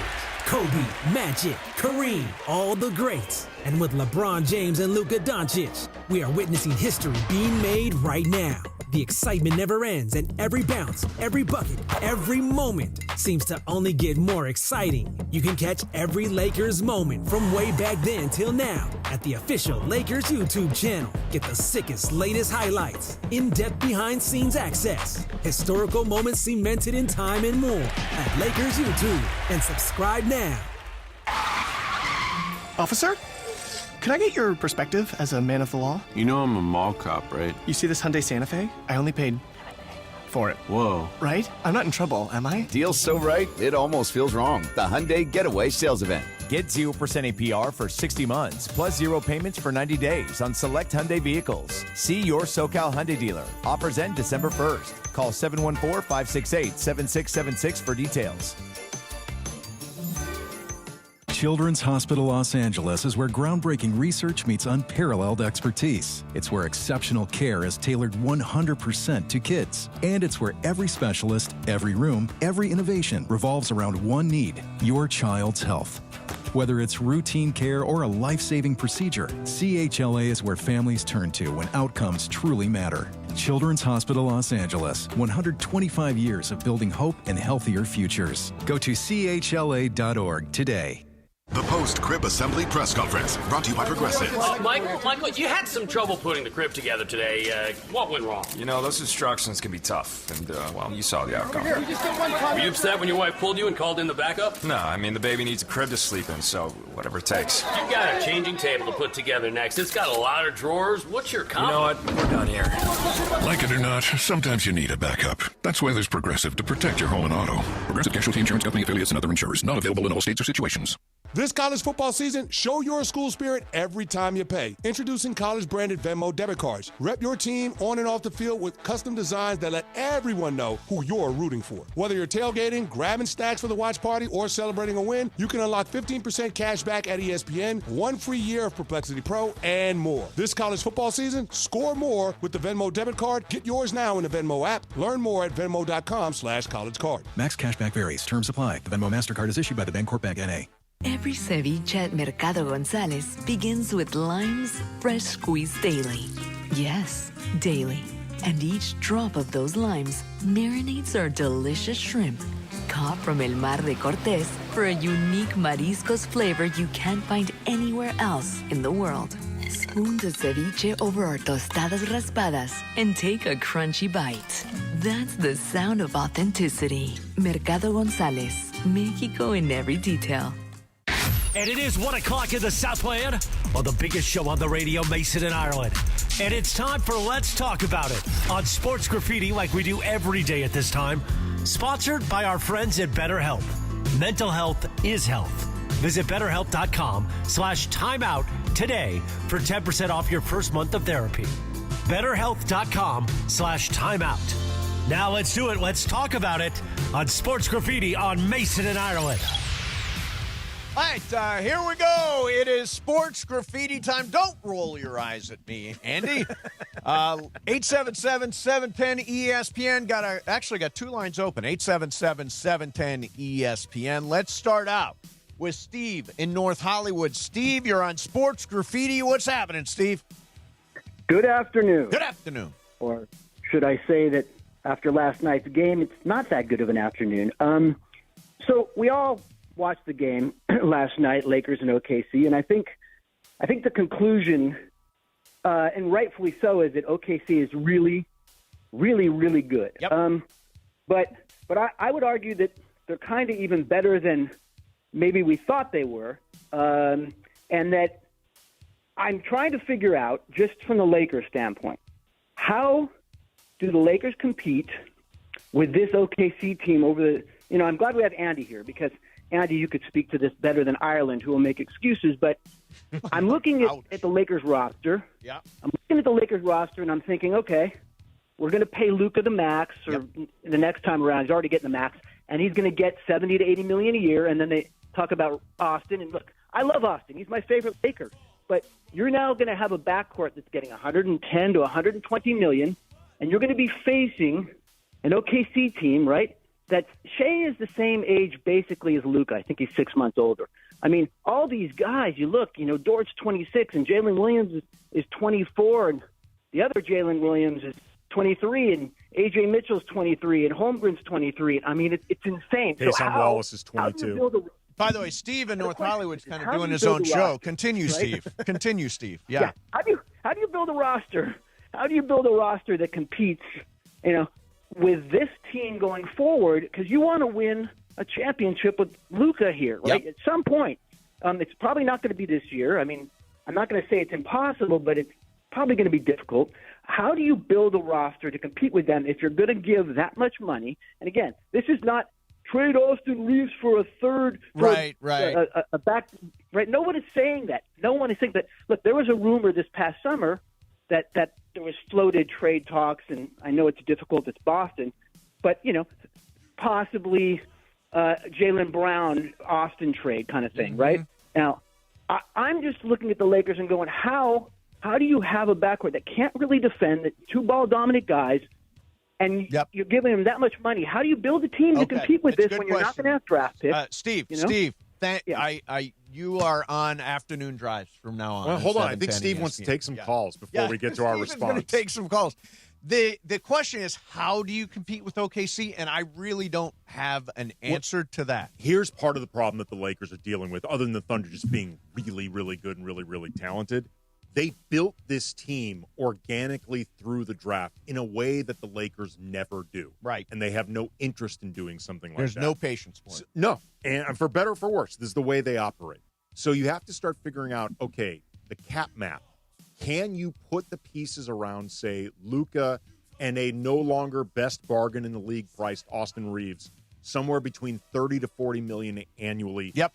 That's the starting point. Yes, it is. Whether it's the Lakers or somebody else, somebody's going to pay Austin that. So you're looking at like $100-ish million for those two guys who both have basically the same weaknesses. Yes. Defensively, athleticism, sort of end-to-end speed, that sort of thing. But I guess Steve's point is interesting. How do you – so if you start out with all the money for Luka and all the money for Austin, and we assume LeBron is I'm assuming he's not here next year. Some people think he'll come back. I do not think he'll come back. I'll say this. If they bring back LeBron at the same price next year with Austin, with LeBron, that's a mistake. Then they're locked up. You're not going to be able to you're not going to be able to put the pieces around them they need. Right, and you can't teach young, and that team is just young. So the question athletic. is, if you're devoting $100-ish million to Luka and Austin, are you going to be able to put enough defense and athleticism and two-way play around them? Even if it's not superstar level play, two-way play, it needs to be some level of two-way play. Like the Lakers do not have many, if any, like high-end two-way players. Right. They've got a couple of... You wouldn't put Rui in that category? He's not a two-way player. He's a good defender. He's good in certain matchups. Yeah. Certain matchups he's not great. But you wouldn't look at Rui and Vanderbilt say... has no offensive game. Right. Otherwise, he's... Marcus Smart can be kind of a 1.5-way player. Yeah. Like when he's under control. Rui in certain matchups can be good. LeBron, when he really needs to crank it up, can be good. But, they don't have a lot of plus two-way guys. And I also think, looking at it last night, Lakers got their doors blown off, but I don't...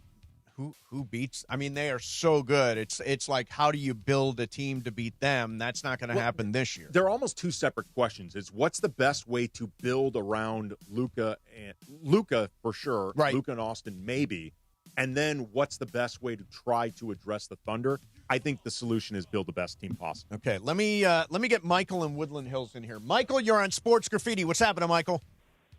Hey, guys, go Rams and go USC this weekend. Yeah. That's the first thing I got to say. Okay.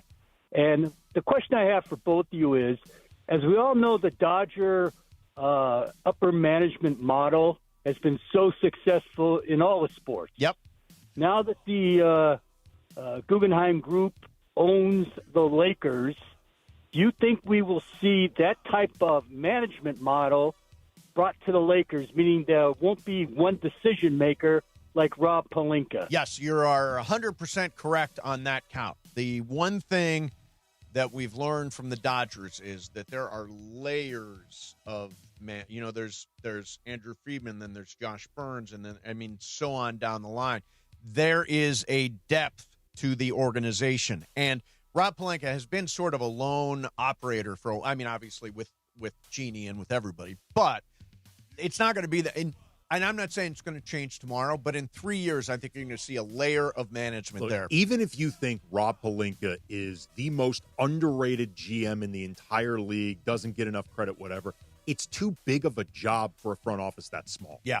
They just need more manpower. They need more people doing different things, period. Yep. Let's go to Don in San Dimas. Don, you're on Sports Graffiti. Hey, Don. Hey, guys. Hope you're doing good. Listen, Mace, you just touched on something that I was going to say, and that's the fact that the age factor. The Lakers are getting old, and that's what I don't like about LeBron. He slows the game down. I just think it's time to move on from that. But that wasn't the main reason I was calling. What I wanted to say is everybody was killing Nico Harrison yesterday, and, I tried to call in.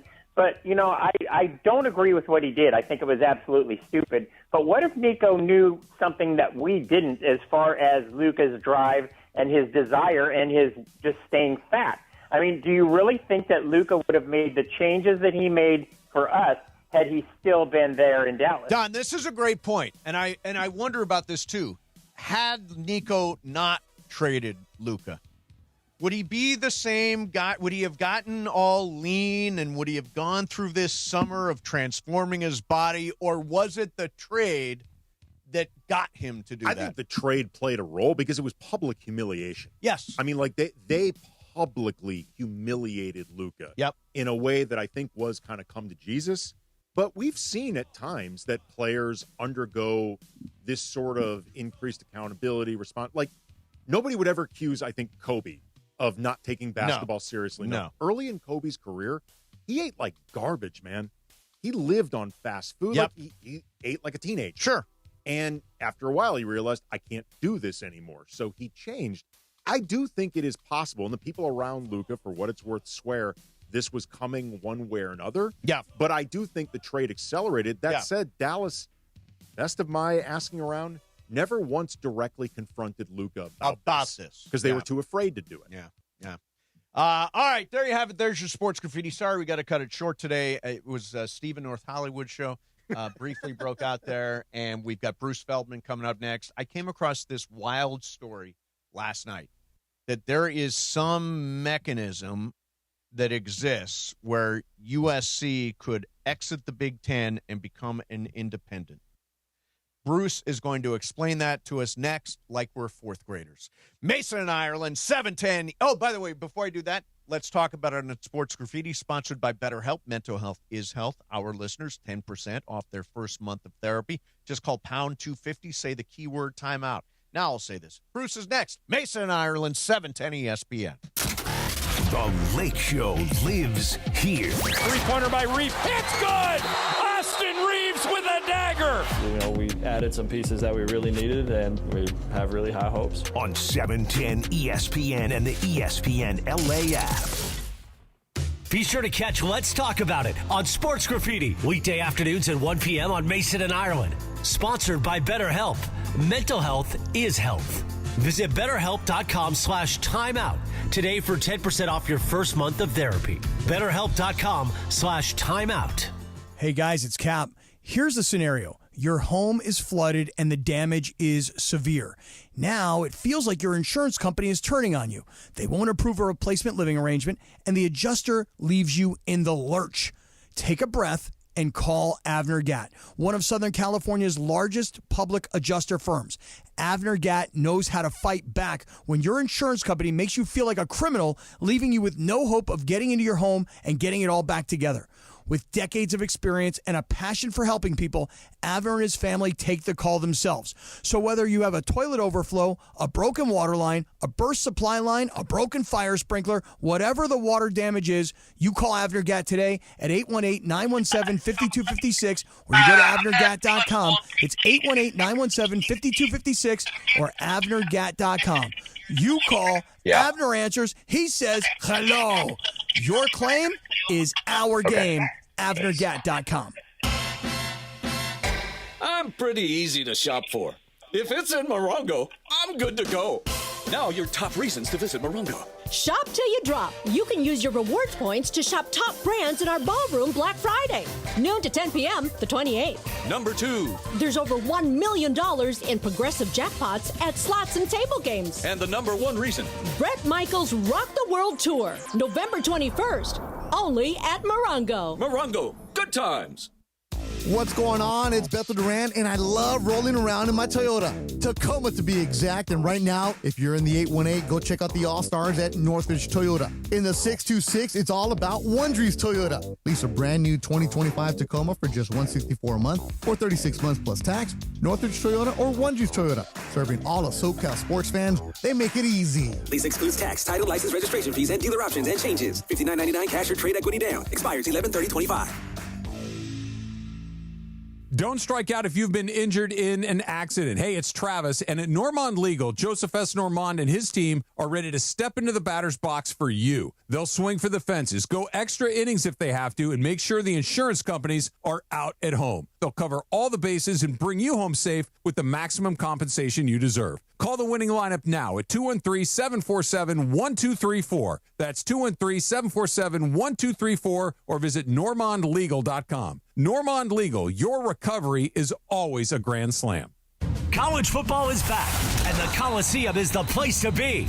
USC football takes on the best in college football, with home games against Michigan, Michigan State, Iowa, and crosstown rival UCLA. Don't miss a single snap, a single touchdown, or the roar of the Trojan Nation. Single game tickets are now available at usctrojans.com/tickets. usctrojans.com/tickets. Fight on! Mason and Ireland on LA's mega sports station. Oh my, am I really on Mason and Ireland show? Yes. This is a great moment. Hey. Right now, more of Mason and Ireland on 710.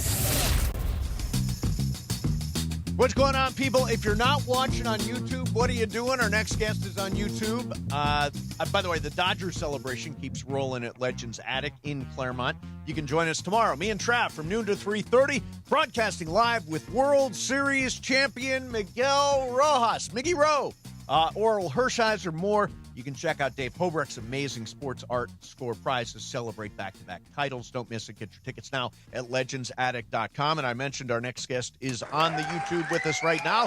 It is college football insider. You know him from The Athletic and from Fox College Football. Bruce Feldman joins us. Bruce, thanks a lot for coming on, man. How are you? I'm doing good. Good to be on with you guys. So I come across this story last night, and it says that it's possible. I mean, a bunch of headlines. USC could go independent. Big Ten may not continue with USC and Michigan. I read the story. It seems very complex to me, but I know you, being an insider, can do it and explain it to us like we're fourth graders. Man, I don't know if I can do that, to be honest, because what we're talking about is a lot of big terms. And what I mean by big terms, Tony Petitti is the commissioner of the Big Ten. And what we're talking about is that he's lined up an equity partner that would infuse almost $2.5 billion into the Big Ten for a big portion of the conference's media rights. But what's puzzling about all this is it's 20 years, so that takes us to 2046. Yep. That's a long time between now and then. There's also, I think what it gets at is so much instability, and this is people inside the Big Ten trying to protect themselves for a very unstable future. I get that. Now, if you're, like, since the time I moved out here, which is probably right when Pete Carroll got it rolling at USC, right. I feel like there's always been, being friends with a lot of USC people out here, there's always been some thought of, we should go independent. We don't need to be in the Pac-10 at the time of the Pac-10, right? It was like, why are we getting the same cut as Oregon State? We're driving the boat on this. Right. And a lot of that stuff, I think, made some sense. Eventually, obviously, they moved out. There's a big Fox deal that they and three other schools ended up doing, but USC really was leading the way on that. So to think that they would end up going, all right, well, we're just going to end up going independent because that's really our only solution. I don't know. That seems confusing to me because we don't know what that landscape's going to look like going forward for the rest of the sport. Right. I think what's tied to it, though, is Michigan, which is like the bluest of blue bloods of the Big Ten. They don't want any part of this either at this point. So I'm interested to see how this is going. I'd love to say I can make it simpler than that, but just the idea that Michigan may not want it, and Michigan's as much the Big Ten as anybody. Right. I'm interested to see how Tony Petitti and the Big Ten kind of tries to make this more palatable to them in USC. Okay, so let me just, and I want to pivot then, but let me just ask you this. Is there, if you were to put a percentage chance on when all this is over, USC being an independent, what percentage chance would you put on it? I don't know, 20%? 20%? I don't even know if I would go that high. I mean, we did a big story on this subject today on The Athletic and talked to a Michigan source on this, and the line was, why would you cook the golden goose? Mm-hmm. And it's Tony's part to break up the Big Ten, and it's heading towards blowing things up. To me, that I just think more sensible people, which doesn't always happen in college sports, will say, hey, look, is this really the direction we want to go? Because it could have some really unfortunate unintended consequences. I wanted to obviously USC versus Iowa on Saturday at the Coliseum. I wanted to play a clip for you. This is Matt Berry from ESPN. He does a college football podcast, and Paul Feinbaum, who I'm sure you know, covers the SEC. Here's a conversation. I want to get your reaction to it. It's funny you bring up Lincoln because I think he and USC are starting to realize how easy it is to be forgotten. I mean, USC, they're, say what you want, they're in play. I mean, they're in play in this thing, but they're just not talked about. They're just forgotten out on the West Coast. And I think that's because they led the charge to do one of the dumbest things we've seen in a long time, which was kill the Pac-12. They don't belong in the Big Ten. That reads the whole thing makes zero sense, and they're paying for it now because no one gives a damn about USC. No, and it's, I'm not going to give you the cliche that the next guy sitting next to you, college football is so much better when USC, it doesn't really matter to me if USC ever plays another football game, Matt. The bottom line is that they are forgotten about, and I'm sure Lincoln Riley is getting that memo, and he's done a pretty good job this year. And where is he going to go for attention in a town that just celebrated a World Series and is focused in on the Lakers right now? So, Bruce, a couple of things there. First of all, the idea that where is the interest level for USC?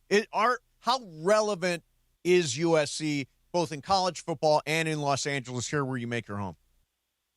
USC is more relevant now than they were 3 months ago because they, whether they make the playoff or not, I think this has been a pretty good year for them, for the Trojans. They do have a good recruiting class lined up, and I would kind of disagree with what they said. I mean, they're saying it from Bristol, Connecticut, and from the Northeast. Yes, they are. Honestly, it's like it's out of sight, out of mind, as much as you want it to be, right? If USC was, and again, this is not, I don't even want to say it was like Matt and Reggie USC. Right. If it was the version with Mark Sanchez after where they were still really good, they're nationally relevant, and you can do that here. I just think that they were relevant when it felt like it was Caleb and Jordan Addison and not a lot on defense, right? I kind of just would dispute that that USC has made themselves. I think part of that is just there's a lot of moving parts that are here with USC. Whether Lincoln's going to get them back anywhere near where they used to be, that's another story. But I do think they've taken a nice step towards that, and I thought they've had a couple of good wins. But I think that's going to come with star power, right? Mm-hmm. And Mekhi Lemon's a guy people talk about. Oh yeah, because he's had a fantastic year. Honestly, King Miller's had a really good season. He's been a really cool story. If you're paying attention in college football, you know that. But I feel like ESPN can say whatever they want to say, but they're going to probably be more focused on the SEC, to be honest. Well, I was just about to say, I mean, respectfully to Paul Feinbaum, he Mr. hates USC, by the way. He's also Mr. SEC. Yeah. I mean, he's on the SEC network every day. He's carrying that show for 3 hours. I mean, I have a lot of respect for Paul, but it's almost like a different sport to him than that. I mean, are they talking about Oregon that much? I would imagine they're probably not. Right. Well, that's Oregon okay. So that goes back to the original point that Matt Berry made, which was this killing the Pac-12 a good idea? I know it's already happened, right? And we're not going back. But would USC somehow be more relevant if there was still a Pac-12, or are they better off in the Big Ten? If USC is really good, it doesn't matter what league they're going to be in. I really believe that, because back when I first moved out here, Jeff Tedford, Howard Cal, it was Aaron Rodgers. They had a couple of, good teams, and there was a year where UCLA was good. But that was before Oregon blew up. It was basically USC carrying everything on the West Coast, right? And if USC is really good, I think that, and if they got alignment, and which it feels like they have a little more alignment now than they certainly did a few years ago. Yep. Then they're capable. I don't think it's they're in a conference. They're in a different conference now. Yeah, there's going to be challenges with travel. They made that move. I don't know how viable the version of the Pac-12 was with the leadership it had before was. Now, full disclosure, I work at Fox. Fox is very involved in the Big Ten. Sure. So I'll say it as bluntly as I can. But again, just anybody who, you don't even have to be a person who went to USC or grew up as a USC fan. If you're paying attention and you've seen what it is, USC is one of those few programs that they can pretty much be as good as they want to be because they have an inherent pull and they have longtime fans. It doesn't mean that there's not competing interests here. I mean, Luka's on the Lakers. Yeah, people pay attention. Shohei's on the Dodgers. Exactly. The Chargers are an interesting team. The Rams that's not what it was 20 years ago in terms of the LA sports thing, but there's enough people here. And I'm not saying you have to get Reggie Bush back here, but if you get, star players, and they've had a bunch even, in the last 10 years, whether it's Amon-Ra or you can go down the list of really good players who played in the NFL, they get that going again, and it feels like they're starting, like I said, Mekhi Lemon's been fantastic. He's been amazing. I think there's enough reason for some optimism. I mean, when the Pac-12 was alive, certainly down the ending stretches of it, I know we used to talk about it all the time.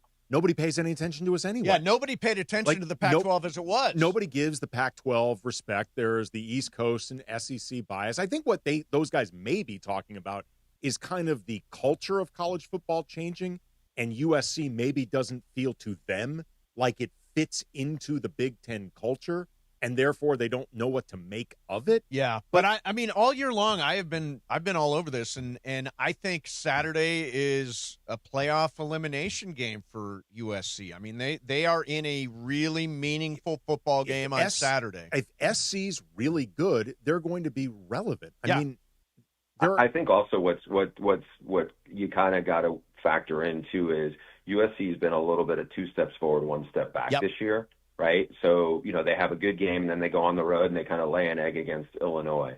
And then they have a good win, against Michigan at home, and then they go kind of lay another egg. Yep. I think, beating Nebraska, even with a banged up Dylan Raiola, it's still, it was a road win. Sure. And that's something to be said. Now, if they can build off that, not just with Iowa, but then have another, a much, probably their biggest win in a few years, then all of a sudden I think we're talking about USC in a much different light. Like right now, the people who are getting most of the oxygen on the West Coast football is Oregon. And credit to them, Dan Lanning, they had a really strong year last year, and I think that's part of why. But I wouldn't buy the whole out of sight, out of mind now thing. So obviously USC, one of the country's most productive offenses. They lead the whole FBS in total yards.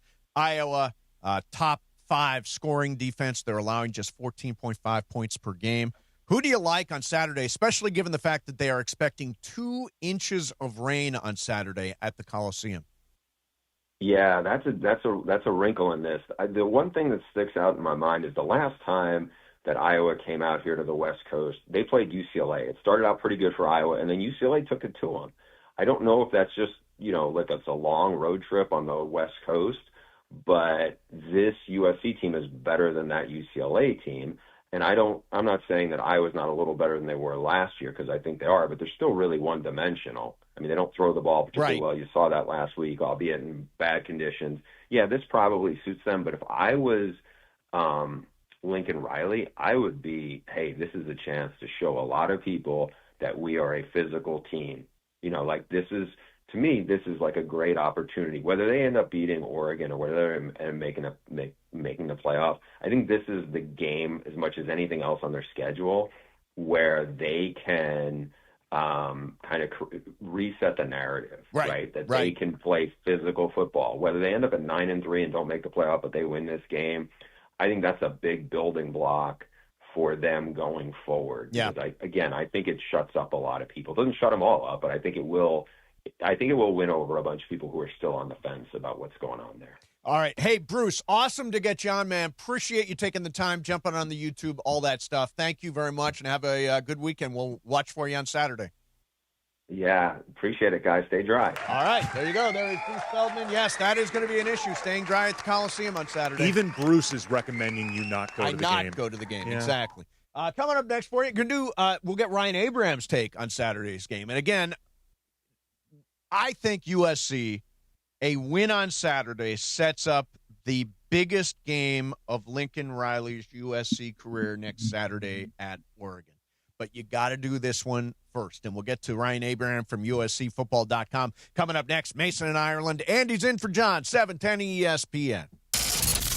Your Lakers, your season, your home. Friday, the long Laker road trip continues and makes a stop in the Big Easy for a showdown with the Pelicans. Luka out of the backcourt. Luka give it to LaRavia. LaRavia to Rui. Three-pointer. Good again. Rui's hot. Coverage of Lakers versus Pelicans starts Friday at 3:30 p.m. The Lake Show lives here.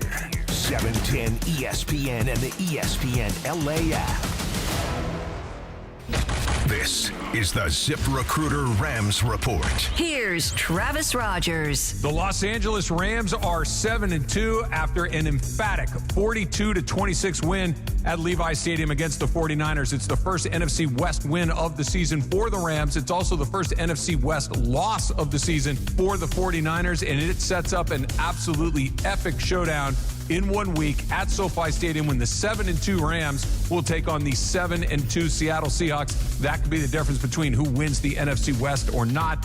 Matthew Stafford absolutely on fire. The first quarterback in NFL history with 4 passing touchdowns and 0 interceptions in 3 consecutive games. And with that win for the first time in Matthew Stafford's career, he is a 500 quarterback, 115-1 in his amazing career. The Rams are firing 4 in a row for LA. The Seahawks up next. With Thursday's Rams Report, I'm Travis Rogers. This is the ZipRecruiter Rams Report. Powered by ZipRecruiter. Looking for your next great hire? Try ZipRecruiter for free at ZipRecruiter.com/LA. When it comes to hiring, other job sites are still huddling while ZipRecruiter's already in the end zone. That's why over 4 million businesses have used ZipRecruiter to hire, and why 4 out of 5 employers who post on ZipRecruiter get a quality candidate within 1 day. Get in the end zone with ZipRecruiter, the smartest way to hire. Try it for free at ZipRecruiter.com/LA. That's ZipRecruiter.com/LA. Celebrate back-to-back championships with Amor Salsita's homemade authentic salsa. The bold taste of tradition. Let's keep the party going this Friday at Legends Attic in Claremont as ESPN LA broadcasts live from 12 to 3 p.m. featuring an autograph signing with World Series hero Miguel Rojas. Come taste the flavors: smoky tomato, tangy tomatillo, roasted hatch avocado salsa, and mango habanero. Find Amor Salsita at Vaughn's, Albertsons, and Pavilion. Visit AmorSalsita.com. Amor Salsita, a proud partner of the ESPN LA broadcast from Legends Attic with Miguel Rojas. Math is pretty simple. Low prices plus big trade value equals huge savings for you at Ocean Subaru of Fullerton. Come in today to trade and upgrade your vehicle, or just sell it and get paid. We just crunch the numbers, and you win either way. For complete details, visit OceanSubaruOC.com. The math is simple.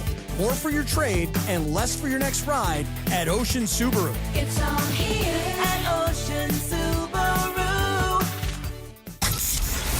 Steve Mason and John Ireland. I mean, what I'm thinking is, don't you know who I am? You're not responding to me? I'm Steve Mason. Exactly.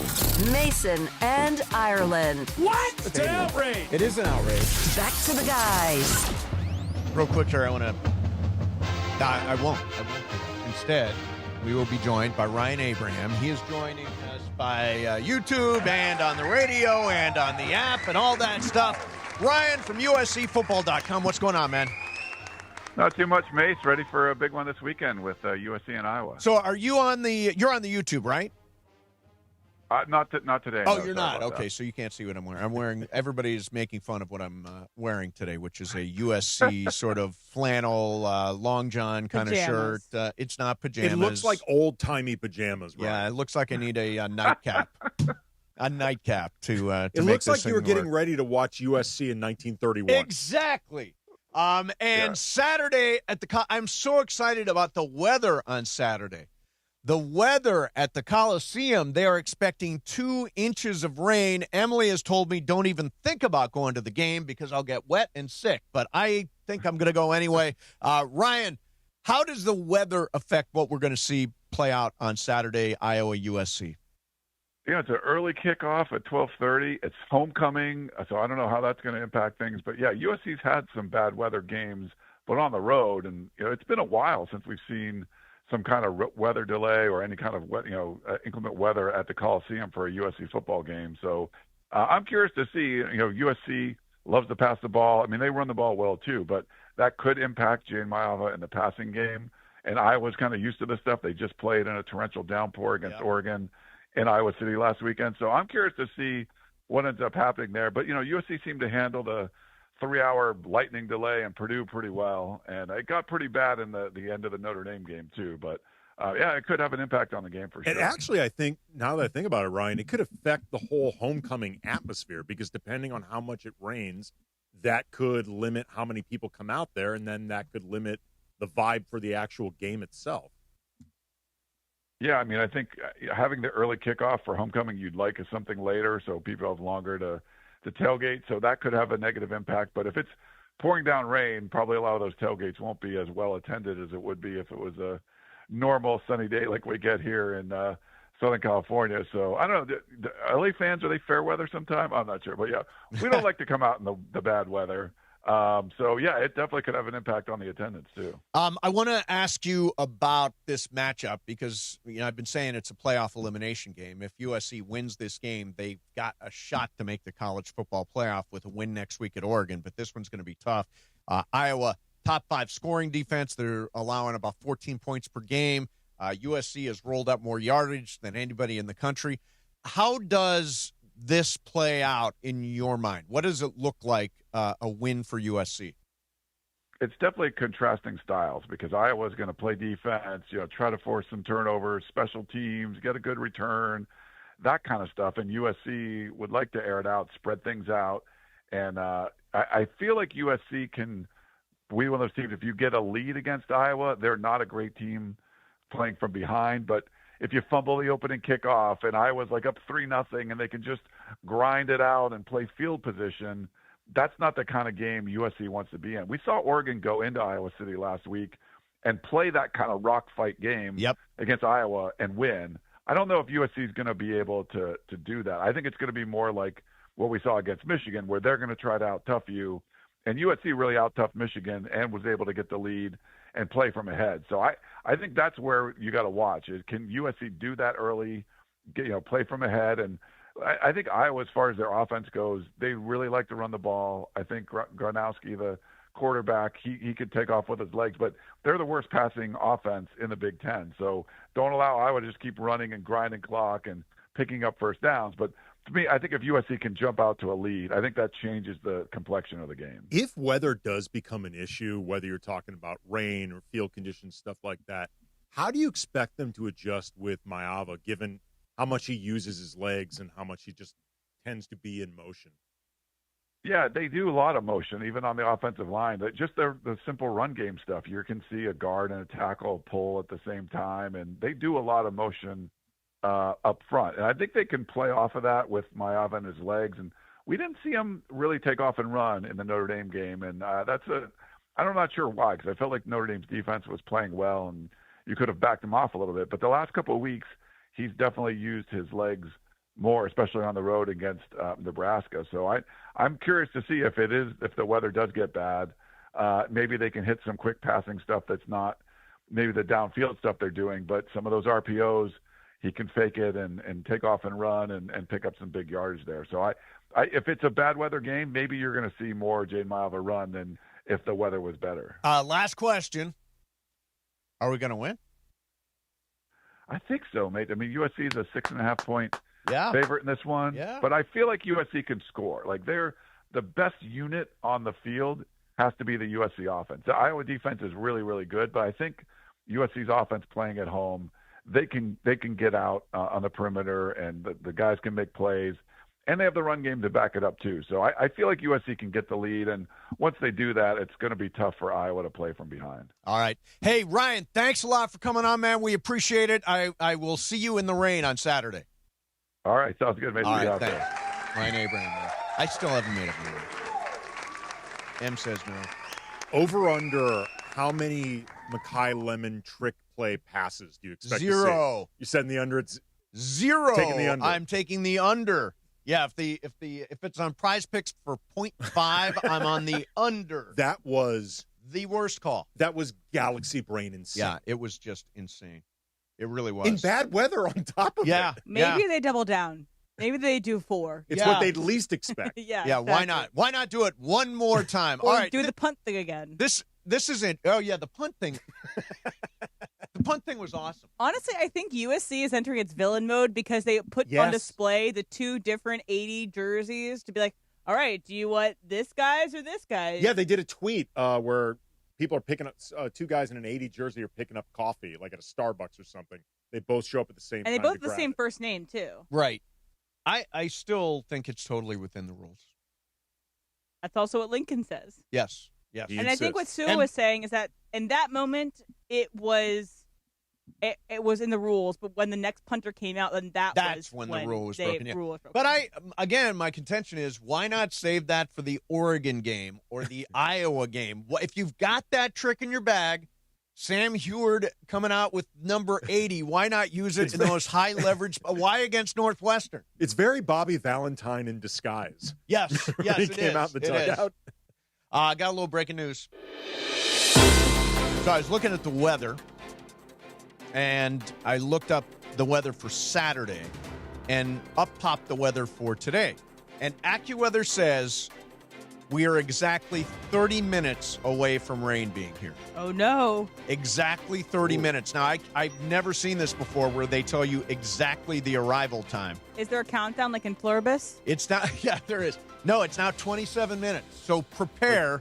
We are getting rain in 27 Do we need minutes. to end this show early? Like, No, to get out of here? we work through the Wow. rain around here. Wow. Through the rain. By the way, you say don't go to the game on Saturday because you're afraid I'm going to get sick.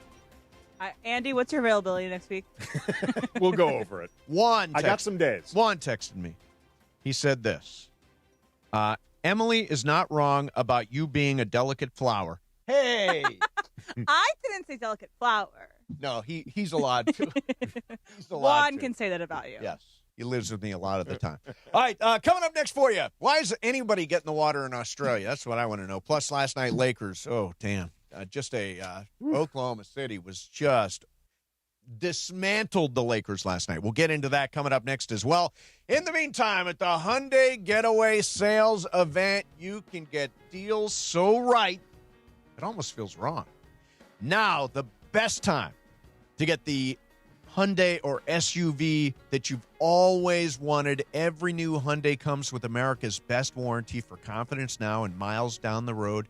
I'm telling you, the Hyundais are amazing. I'm driving an Elantra hybrid, spectacular. Momo's brother got a Sonata, loves it. Maybe you want to go SUV with the Palisade or the Santa Fe. You got to drive everything. The Ioniq 5, I mean, seriously, I can't even name them all. Whether you choose one of the epically capable SUVs or a really cool EV, you'll get away with a lot more than just a great deal. Don't wait. Visit your SoCal Hyundai dealer today. It's the season to save at the Hyundai Getaway Sales Event going on right now. Mason and Ireland, 710 ESPN. It's always a wild time on the afternoon show with DeMarco and Travis. I grew up in Arcadia. Peacocks everywhere, right? Yeah. But these crows just, They just wanted you out of bed. It was the loudest animal noise I've ever heard. It was like they were in the room with me. That's the kind of expert analysis you only get with DeMarco and Travis. Do the peacock real quick. Here it is.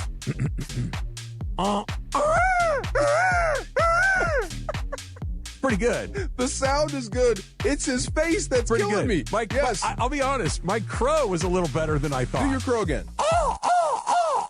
That's pretty good. It's not bad. From exciting football calls to imitating bird calls. Afternoons with DeMarco and Travis starting at 3 p.m. on 710 ESPN. The all-new ESPN LA app and live on YouTube. celebrate back-to-back championships with Children's Dental Fun Zone, your one-stop shop for children's dentistry and orthodontics for over 23 years.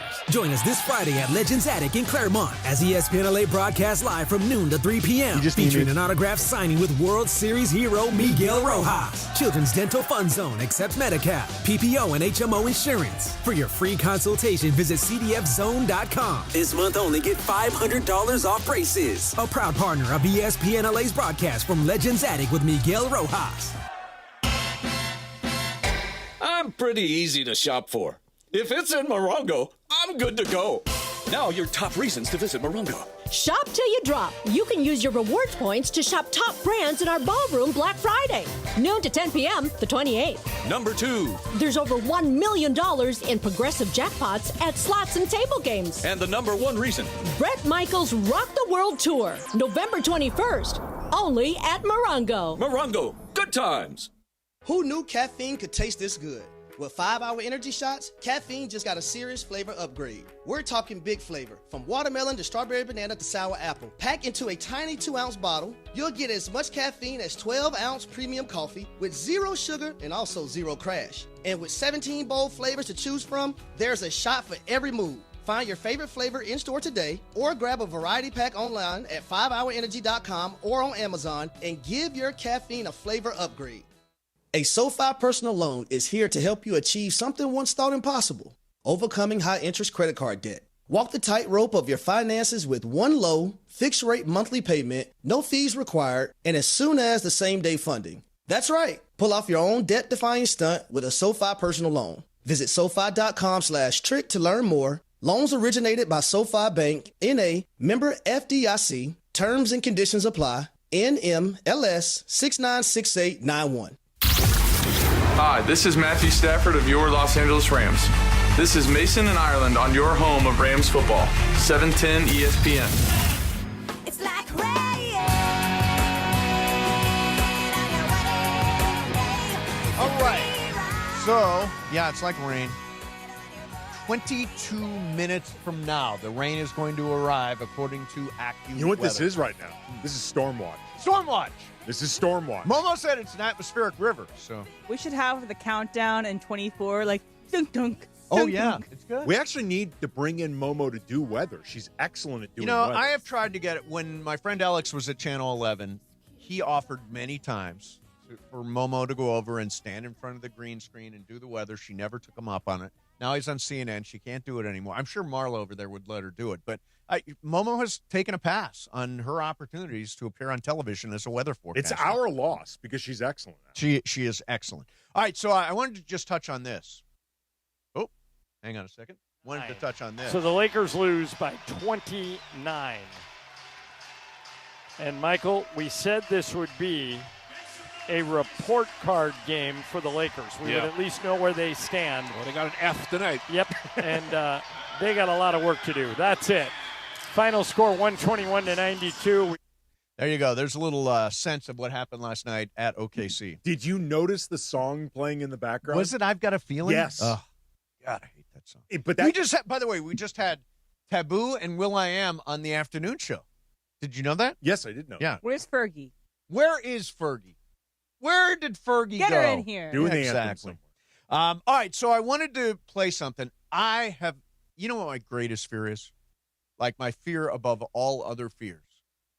Irrelevance? That actually would probably be above this. Irrelevance would really bother me. But this, I want to play something. This is an Australian newscast. Listen. I thought I was dead. Honestly, I thought that's it. Oh, let me tee this up. This is a guy who almost got eaten by a shark. I thought I was dead. Honestly, I thought that's it. Andy McDonald was wing foiling around 500 metres off Prevelly Beach just before 6 last night when he was thrown from his board and dragged underwater by what's believed to be a juvenile great white shark up to 3.5 metres long. And actually dragged me down with my sail, with my board. And, I'm just like, I'm in big trouble here. And then, so I just kept punching it, kicking it. Nearby surfers heard Andy's cries and rushed to help. As he was paddling, he's looking at me, not knowing what was wrong with me, but he could see white chunks of foam coming up from underneath, from the sea floor. A fellow rider escorted the 61-year-old to safety, where he was greeted by shocked swimmers. He then returned home to tell his wife and daughter. The great thing about this is, and by the way, there's nothing really great about this, but there is a huge bite out of his board. Like, if you look at it, it looks almost comical, like the shark just ate a piece of his board. Now, I am not a believer in going in the ocean. I never have been. That's crazy to me. I live in Venice Beach, California. You've spent most of your California life living near meters away. And I do not go in the ocean. The ocean is for them and the land is for us. I hate those drone shots that fly like over and they show how many sharks are actually out there and how close they are to swimmers. That's here in Southern California. In Australia, there are sharks everywhere, and they're all great whites. And why does anybody go in the ocean? Well, they're so you could hear the guy talking about it, the newscaster or whatever, so chill as he's breaking down this whole thing. Because he's done this. There are so many shark it's like attacks. us talking about a car chase. Right. You know, these things happen all the time, even though they are quite dangerous. Shark took a big bite out of this surfer. I mean, like this is Couple this meters is just the way they down. talk. Couple of meters. There is an absolutely hilarious old clip of Norm Macdonald when he was on with Jon Stewart back when Jon Stewart was originally doing the Daily Show. And he's talking about the crocodile hunter. And he's like, the crocodile hunter died, like trying to reinforce the idea of like, of course, the guy who spent his life hunting crocodiles. He's like, people are like, oh, he's only 44 years old. He's like, that's a ripe old age for a crocodile hunter. Don't talk about Steve Irwin like that. Well, he did die doing what he loved, I guess. I right? will say that Steve Irwin was like the first like big death for a lot of people my age of like somebody that we grew up watching, and they're like, oh no, he's gone. And so Steve Irwin's death has a big part of Zillennial's life. I mean, I believe, is his son not now following in his footsteps? And is he not like Crocodile Hunter Jr.? Yeah, Did he learn nothing from his dad? Yeah, it's obviously sad for the Irwin family and all that, and his fans, but at the same time, you can't be surprised. He was a crocodile hunter. It's like you sort of see the end coming. Right. I mean, it's right there. Look, if I was the mountain lion hunter. Right, exactly. And then you find out that I died by mountain lion at 42, you're like, okay. Right, ripe old age for a mountain lion. And the kid, by the way, saw what happened to his dad and said, I got an idea. I'll be a crocodile hunter, too. And he's very sweet and nice. I like Robert Irwin. I'm sure he is, and we wish him much success and luck. But, like, am I correct? Especially luck. Isn't Evel Knievel's son basically... Is he a jumper? Robbie Knievel did become a guy who jumped over cars. He watched his dad do the most dangerous stuff in the world and said, you know what? That's my path. I haven't used this in a while, but... Okay, so I wanted to get this in. Clayton Kershaw was on the Pardon My Take podcast. And I think this is a fuller conversation we'll get into next hour. But listen to what he says about his high school friend, Matthew Stafford, soon to be the most valuable player in the National Football League. Well, the way Matthew's playing right now, he's going to keep going for another 5-6 years. I mean, it's been it's so fun to watch him right now, and it's really fun to have him in LA too. I'm a Rams fan now, and it's amazing. We're the same age, a month apart, and so I can't imagine trying to pitch another season. And Matthew's going to be going as long as he wants to, really. So I'm happy for him. And do you think Matthew Stafford can go another 5 or 6 years? He turns 38 the day before the Super Bowl this year. The day before the Super Bowl. We'll talk about this coming up next hour. I think it's really an interesting conversation. How much longer and what would the Rams do if it comes time to sign him, all that kind of stuff. We'll do that. Plus, we got Fast Track coming up for you next. And it's a Cosm Ticket Thursday. You can level up your game day experience, enter for a chance to win a pair of tickets to watch college football at Cosm right now. Caller number 7, 877-710-ESPN. Caller number 7, 877-710-ESPN. You will be in the hall at Cosm to watch Alabama take on Oklahoma from Cosm, Los Angeles this Saturday at 12:30. Limited tickets available through Cosm.com. That's COSM.com. Listen all day for your chance to win. And again, caller number 7 right now. You're going to Cosm, 877-710-ESPN. Mason in Ireland, 710 ESPN. Hi, this is Sean McVay of your LA Rams. The Rams play here. KSPN, Los Angeles. 710 ESPN. A good karma brands radio station.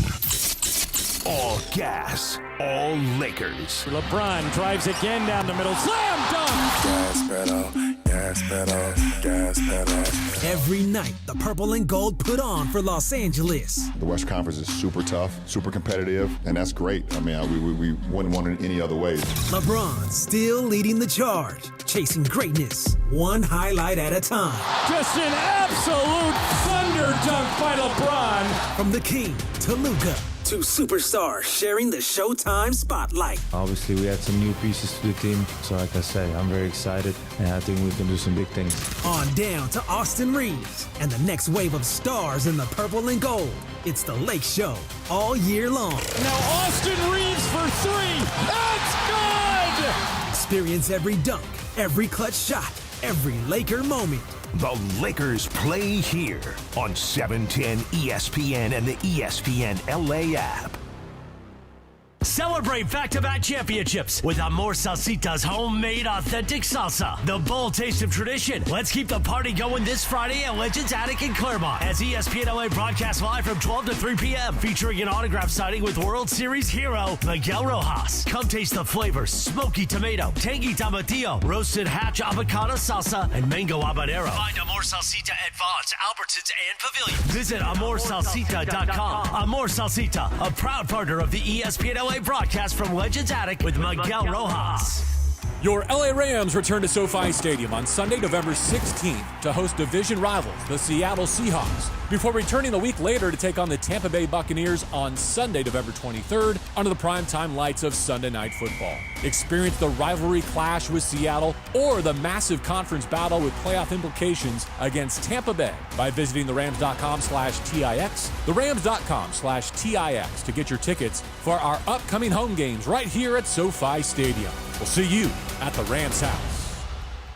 Do you owe $10,000 or more in credit card debt or personal loans? With credit card debt at all-time highs, Debt Relief Advocates is urgently notifying consumers of debt relief now being made available, designed to aid consumers with out-of-control credit card debt. Those who qualify and enroll for this relief program will only have to pay back a fraction of what they owe. This is not bankruptcy or a debt consolidation loan. This is a relief program that credit card companies would rather you not know about, as it ends your debt nightmare and saves you lots of money. Consumers owing at least $10,000 in credit card debt or personal loans can now take advantage of this debt relief as the cost of living skyrockets. Debt Relief Advocates has established a relief hotline for you to call to learn what debt reduction you may qualify for, so don't wait. For this free information, call the Relief Hotline at 800-606-8737. 800-606-8737. 800-606-8737.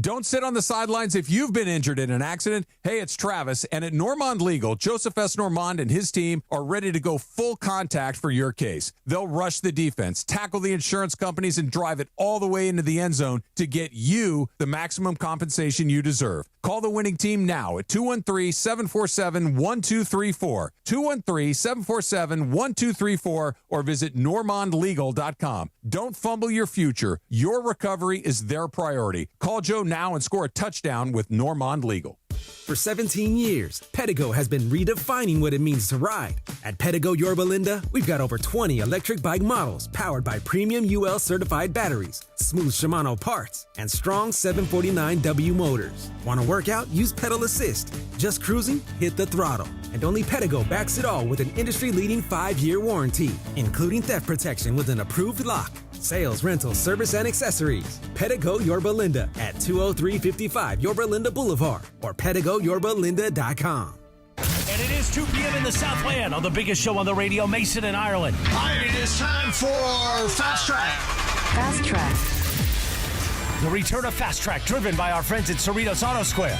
Why do more people buy their car at Cerritos Auto Square than from any other location in Southern California? Easy. With 24 dealerships side by side, car shoppers can find the right car at the right price at the right location. Cerritos Auto Square. Learn more at CerritosAutoSquare.com. Time for Fast Track. Down low is 350Q, 3 1/4 horsepower, 4-speed, 410 gears, 10 coats of competition orange, hand rubbed lacquer with a blue plane manifold, open race cams. Fast Track on Mason and Ireland. Time for Fast Track. Take it away, Mace. All right, zoom, man. Zoom. And before I get into my Fast Track, how many minutes away are we, Mace? They've adjusted. AccuWeather now says it's still 24 minutes away from rain. Tunk. Okay. Exactly. Your USC Trojans, what Mace is wearing today, are back at the Coliseum as they take on the Iowa Hawkeyes this Saturday. Saturday's game is presented by Wells Fargo. Yes. Wells Fargo, proud sponsor and the official retail bank of USC Athletics. Coverage begins at 10:30 with the Trojans tailgate show at 7:10 a.m. and New ESPN LA app. There we go. We'll see you on Saturday at the Coliseum. Fight on. Hey, wait a minute. You can't just say fight on like a throwaway. Fight on. There you go. Thank you very much. Sorry, All right. I'm speaking to one alumni and one big fan. Take it away. All right, so on this day in 2017, Mookie Betts bowled a perfect 300 in the qualifying round of the PBA World Series of bowling in Reno. Yesterday, he nearly hit a hole-in-one. Wow. There are videos of him dunking. What can't Mookie Betts do? Well, it's a good question. He is the kind of athlete that is capable of playing spectacular right field and a spectacular shortstop. I mean, that transition in and of itself speaks to the athleticism of Mookie Betts. He can't grow his own hair. What's that? I said he can't grow his own hair. Yeah. That is about it. That is true. That's it. Let me tell you, man, when that one comes, you're done. Yeah. You just got to throw up your hands and say that's it. I mean, if I could give a little bit of advice to my soon-to-be bald brethren, let it go, man. Yeah. Let it go. It's time. What's the best score you ever bowled? I know back in the day when I was younger, and I think you'll relate to this because this was a big Midwest thing for a while. Bowling leagues were huge. Oh yeah. My mom and dad, they were in the Ma and Pa League. the Ma and Pa League. I was in a bowling league when I was a kid. Yep. I want to say that I either hit 200 or touched in the area of 200. Yeah. I actually am, for somebody who does not bowl often, I'm pretty solid. I think I rolled. You say it. That's how you say it. I rolled a 160 one time, but I never got above 200. 300 is just outrageous. How many strikes is that? That's 10, 13 strikes? Is that what it takes? 13 consecutive strikes, I think, to have a perfect game? I think so. It's either 13 or 12. Last time I went bowling, you know the spot. The Bolero at Bar Vista? The Bolero. Yeah. The Bolero, which is now a Lucky Strike. Okay. Lucky Strike took over everything. At Mar Vista. Injured myself bowling. That makes sense. No, it doesn't. It was a freak accident. It's more likely that you would. It was a hurt fluke. yourself It's a fluke. Mm-hmm. It's a fluke. Mm-hmm. It is. Yeah. Because I have like the old leg kick. Like I do this. Well, that kick in the and of leg itself, up? that's an injury waiting to happen is. for you. It really is. Just doing that kick. But I'm telling you, that's why I roll such good scores. It's the leg kick. It's the leg kick, exactly. Brian, you bowl? Every now and then. I think the best I've ever bowled is maybe like a 150. 150, A couple strikes here and there. But You know, not too if big. you bowl under 100, I'm just not interested in you as a person. Is the best bowling scene in movies, obviously, Big Lebowski? Oh, Big Lebowski, for sure. Kingpin's got some good stuff. Kingpin is hilarious, man. Bill Murray's hair has got a life of its own. Oh, that's a character. Oh, it's spectacular. Fast Track. All right, Brian. Little brothers down south have been in the news a lot the last couple weeks. First, last week, I think exactly a week ago, they announced Craig Stammen be the new Padres manager. Because of his wealth of experience as a manager. Right. And, I was caught off guard because I thought that they had announced that Pujols was going to be their guy. There was a point where it was going to be Right. Pujols. Yeah. I read that he had an 8-hour interview at which one is point with the pretty crazy. How do you have an 8-hour interview? And then still not get the job. And not get the job. Right. Exactly. Well, this morning I woke up to the news that apparently they're exploring the option of selling the franchise. Yep. And being from San Diego, all my friends are from San Diego, all Padre fans, hated this news. Really Why hate despised. it? Because they were all big fans of Peter Seidler. He passed away last year, so now it's his family that owns the team. And Peter Seidler really was the one that said, hey, let's go all in. I really want San Diego to have a championship. Sure did. He did. Gave out the contracts. Machado, brought in all the free agents. So it's sad that his family's not trying to, hold that legacy going. Yeah, but everybody wants a hedge fund owner, don't they? Right. Like, I want a hedge fund owner. That's I fine. want somebody like the Lakers needed a hedge fund, mutual fund, venture capital. Yeah. They needed that for decade plus. I think this only works to the Padres' advantage. I'll be honest. Okay. Nobody is going to nickel and dime their way into owning the Padres. If you buy the Padres for, and Em and I were thinking $2 billion, $3 billion, $3.5 billion, something like that. You've got a lot of money, and you're not going to go cheap on payroll. And that's because the Rays just recently sold this year for $1.7 billion. Right. So you figure San Diego's got to be worth twice that, I would imagine. The Rays are destitute franchise. You can't do it the old-fashioned way anymore. Like, I know there's a romanticism about, whether it's on the Seiler family or the Buss family or these other families that have been part of ownership for decades of whatever sport. It is so hard to do that. Yeah. And by the way, in the YouTube chat, apparently somebody suggested, why doesn't Steve Ballmer buy the Padres? Yes. Got a lot of money. He's got a lot of money. There are no and there rules is about what he can spend. Salary cap. Do you think it's more... No trees. Is it a more coveted ownership because it is the only major sports team down there? I know they have the I soccer personally team now, do. but I know they've got the soccer team, but no, the fact that they are baseball, there's no football, there's no basketball, I think it makes the Padres an even major bigger city. deal in San Diego. Major city with just one Great professional city, a sports fun franchise. city. Yeah, it's a great town. I think the odds are if they do sell it, it's going to be to somebody with so much money that us Dodger fans will have to worry. That's my prediction. Just a little update. This is from AccuWeather. If you're driving in the car right now, I'm just checking AccuWeather to find out how many minutes it is till rain, and it is 22 minutes. Well, it felt like it was 22 minutes, like 6 or 7 minutes ago. It's an inexact science. Well, I'm just But wondering it's a timer. if is the storm perhaps fading a little bit? Like maybe is it passing over us? Or are we getting a little lucky? I think it's going to be here. Okay. It's just taking its time. I'm just saying because it's one of them atmospheric rivers. I was watching. It's stuck in traffic. Exactly. I was watching Dallas Rains last night. There is nobody in this town who understands the weather and does the weather like Dallas Rains. He is so into it. This is what I love about the guy.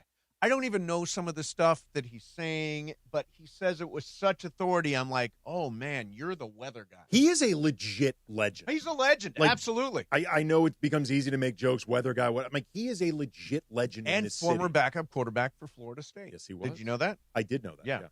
Yeah. He denies it, by the way, but I still like to say it. Here is something we played a little while ago on the show. This is Clayton Kershaw talking about Matthew Stafford on Pardon My Take. Well, the way Matthew's playing right now, he's going to keep going for another 5-6 years. I mean, it's been it's so fun to watch him right now, and it's really fun to have him in LA too. I'm a Rams fan now, and it's amazing. We're the same age, a month apart, and so I can't imagine trying to pitch another season. And Matthew's going to be going as long as he wants to, really. So I'm happy for him. And okay.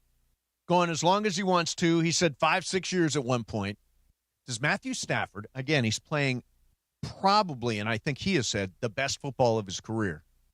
Does he have 5 or 6 more years in him? I don't know. Because here's the thing. We spent all of preseason worrying about his back. Yep. In part because whether they wanted to admit it or not, the Rams were clearly worried about his back. Yes. So, and obviously he's been on the field and he's been terrific. But it is so hard to map out 5 to 6 years at Matthew Stafford's age. Yeah. Whether you're talking about for the Rams or Stafford himself. So, you've covered every Rams game, part of the Rams broadcast. 5-6 years? 5 or 6 years at this production would be amazing. It would be incredible. But I don't think that is possible. So 5 or 6 years would take us to 42, 43. Yes. And we've seen, I think there was a stat going around before Aaron Rodgers started this season that the only quarterbacks over 42 to complete a season was Tom Brady. Okay. Okay, so after 40 is a very difficult number for every quarterback, and it's really only Tom Brady that has been successful post 40. Okay. So I think if we get 3 years, I think that's the limit. I Oh, also you think said that's it. You said we. Okay, So you think apologies. with the Rams, three The more Rams, years? 3 more years. I think that would be ideal and that would be also the max. I think they should do because maybe a 1-to-1. We see how we feel. Matthew Stafford has this perennial question of if he's going to retire as well. Yep. And so, but this year he could win an MVP and they could go very far in the playoffs. And so I don't see any signs of next year. But you want to get out too earlier than too late. I was just about to say, how does the math potentially change if the Rams win a Super Bowl with that idea of you want to make sure you go out on top, but also not showing any vulnerability? Yeah. And when they have to pay all of their young players soon.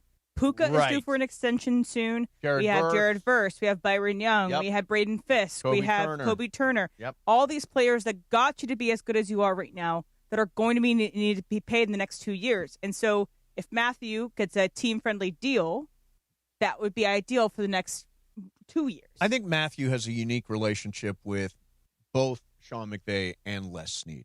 And I cannot imagine, and I could be completely wrong in this, but I cannot imagine seeing Matthew Stafford in another uniform. I don't think there's a better. Career's over. I don't think there's a better scenario. It's a great spot. It is a great spot, and he's kind of going 1 year at a time. Technically, yeah, I don't. His contract is always confusing because they kind of go a year at a time. He's down in 2026 for $48 million. Is that? I believe that's not guaranteed, though. Not guaranteed. Okay. And I could be wrong about that, though. Yes, they picked up a year. They're kind of working year Basically, to year. we're with redoing Matthew. it next year. We're going to be in the same scenario that we were last year, next year, and then it's going to be, honestly, Matthew's going to have a lot more leverage. He's going to ask for more, probably. But also last offseason, he was shopped. He got the permission to go seek trades, and he didn't get a better deal. Correct. For a better situation. Well, it's than what he had hard with for the Rams. any team to really commit to a quarterback his age. I mean, just because when the bottom drops, it's going to be pretty rough. Let me throw something off you, Em. I say it's more likely that Matthew Stafford retires after this season than it is him playing in another uniform next year. I would say if those are the only two scenarios, retiring is more likely. Yes. To me. Especially, man, if they get to the Super Bowl and you win the Super Bowl. You just saw your friend do the same thing. Can you imagine? Well, by the way, I know everybody's. I'm a Ram homer and season ticket holder. That is the best team in the NFC right now, and I think they're going to prove it on Sunday when they beat Seattle. I mean, it's kind of like when Aaron Donald ultimately decided to retire. One of the things he talked about was like there's really nothing left for him to do. Right. And he wants to make sure that he's able to walk around comfortably in his Sure. older age, play with his kids, all that stuff. Once Matthew Stafford wins, let's say 2 Super Bowls, feels like MVP is a possibility. He's had all these records, all these accolades. What else is there for him to do? Well, let me give you a likelier scenario. Okay. A likelier scenario is they don't win the Super Bowl because it's very difficult to win the Super Bowl. There's a lot of great teams in the I NFL. thought we were going to win. Emily just said we're not. A likelier scenario is he has a great season. Yep. He goes to the playoffs. Maybe they win a Super. Let's say they get knocked out in the NFC Championship game. Okay. And he doesn't win MVP, but he's the second highest vote getter for MVP. Okay, so he has a very good season, but didn't ultimately get what he wanted. Rams offer him a 1-year deal. Yep. And the Vikings offer him a 3-year deal. What do you think is the more likely scenario that he does? You know, he obviously worked with Kevin O'Connell too, the head coach of the Vikings. I just can't. I can't picture him not being a Ram. I just can't. You can picture him being a Viking? I just think that's more. I think he would listen. I think that's an idea. Now, this last year, the Giants and the Raiders both. And you can tell as Tom Brady is sucking up a little bit to Matthew in postgame that he was really interested The Raiders in Matthew. may make another run. Those exactly. never felt like real threats. No, to get I Matthew heard those Stafford. were offers. But I mean, Matthew Stafford, they said, Matthew, go ahead and see what you can get out there. I'm saying from Stafford's perspective, to me, like if I'm trying to put myself in his shoes, why go there? Like, why to go to 2 teams that you know are not going to be very good at his age with what it takes to stay at this level physically, mentally, all that stuff? It's not worth it for the Raiders or the Giants. I think for Matthew, it would have to be a turnkey operation. Yeah. You got to be, if you can plug him into a really, really good team, it makes sense. Which the Vikings could be. But being a mess in New York or a mess in Vegas is not where Matthew Stafford wants to finish his career. Why would he? Yeah, why would he exactly? All right, we got a little more Fast Track coming at you next. The rain is expected in 19 minutes. Stand by. Rain. Mason, Ireland, 710 ESPN. Let me tell you about Jacob and Ronnie. You know what you do after an accident. You call Jacob. Let's say you're slopping around in the rain out there, get into an accident, somebody rear ends you, side swipes you, whatever that is. You can call him at the easiest number in the city. Say it with me. 800-345-6789. Andy, say it with me. 800-345-6789. 6789. Brian Cohen. 800-345-6789. See? So we all know it. Em, you know it. 800-345-6789. There you go. The numbers are in order. Yeah, exactly. You count the numbers out, and you can count on Jacob. You call Jacob if you're involved in any kind of accident. The law offices of Jacob and Ronnie don't charge you a dime unless they win, and they win. That's why Jacob is trusted partner with the Rams and the Lakers and LAFC. Teams don't settle for second place. One more time. Burn this into your brain. 800-345-6789. 800-345-6789. Oh, it's like in stereo. Exactly. 6-7. No, it is not that. It is not that. Make the call when it matters. Follow @CallJacob on Instagram. Jacob and Ronnie. Say the number, save the number, share the number. 800-345-6789. Mason and Ireland, 710 ESPN. It is Fast Track on Mason and Ireland on 710 ESPN, the all-new ESPN LA app, and always on YouTube at ESPN Los Angeles, driven by Cerritos Auto Square. And it is time for Fast Track. Fast Track. Why do more people buy their car at Cerritos Auto Square than from any other location in Southern California? Easy. With 24 dealerships side by side, car shoppers can find the right car at the right price at the right location. Cerritos Auto Square. Learn more at CerritosAutoSquare.com. Time for Fast Track. More Fast Track next. Located in the heart of downtown Los Angeles, Crypto.com Arena is pulling back the curtain and unveiling new behind-the-scenes VIP tours presented by Delta Airlines, which offers an exclusive look inside one of the world's most iconic sports and entertainment venues. Expert guides will lead small groups through spaces that have hosted legendary sports championships, world-renowned concerts, and epic awards. Guests will also explore the VIP areas and experience the arena's latest renovations. Visit CryptoArena.com/tours for more info.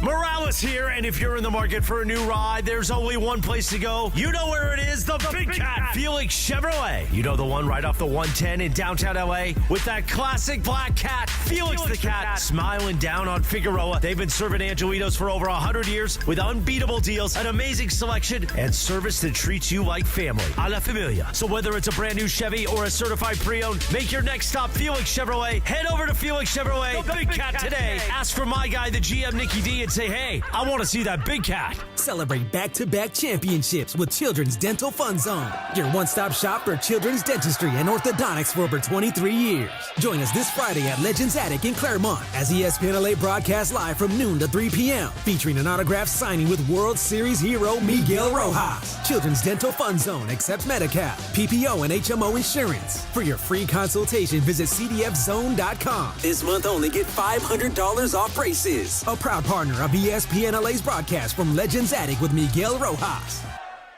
Park, party, and play at Hollywood Park Casino. Join Travis Rogers, Sua Cravens, and me, Chris Morales, for the ESPN LA Rams postgame show. Live from Hollywood Park Casino. Win prizes like signed sports memorabilia or tickets to an upcoming LA sporting event. While you're there, enter for a chance to win a brand new Pedigo e-bike. And I'm putting Rams fans on the air live from HPC after the game. Hollywood Park Casino is LA's hottest card room and the only place where you can party and play 24/7. Hollywood Park Casino must be 21 and older.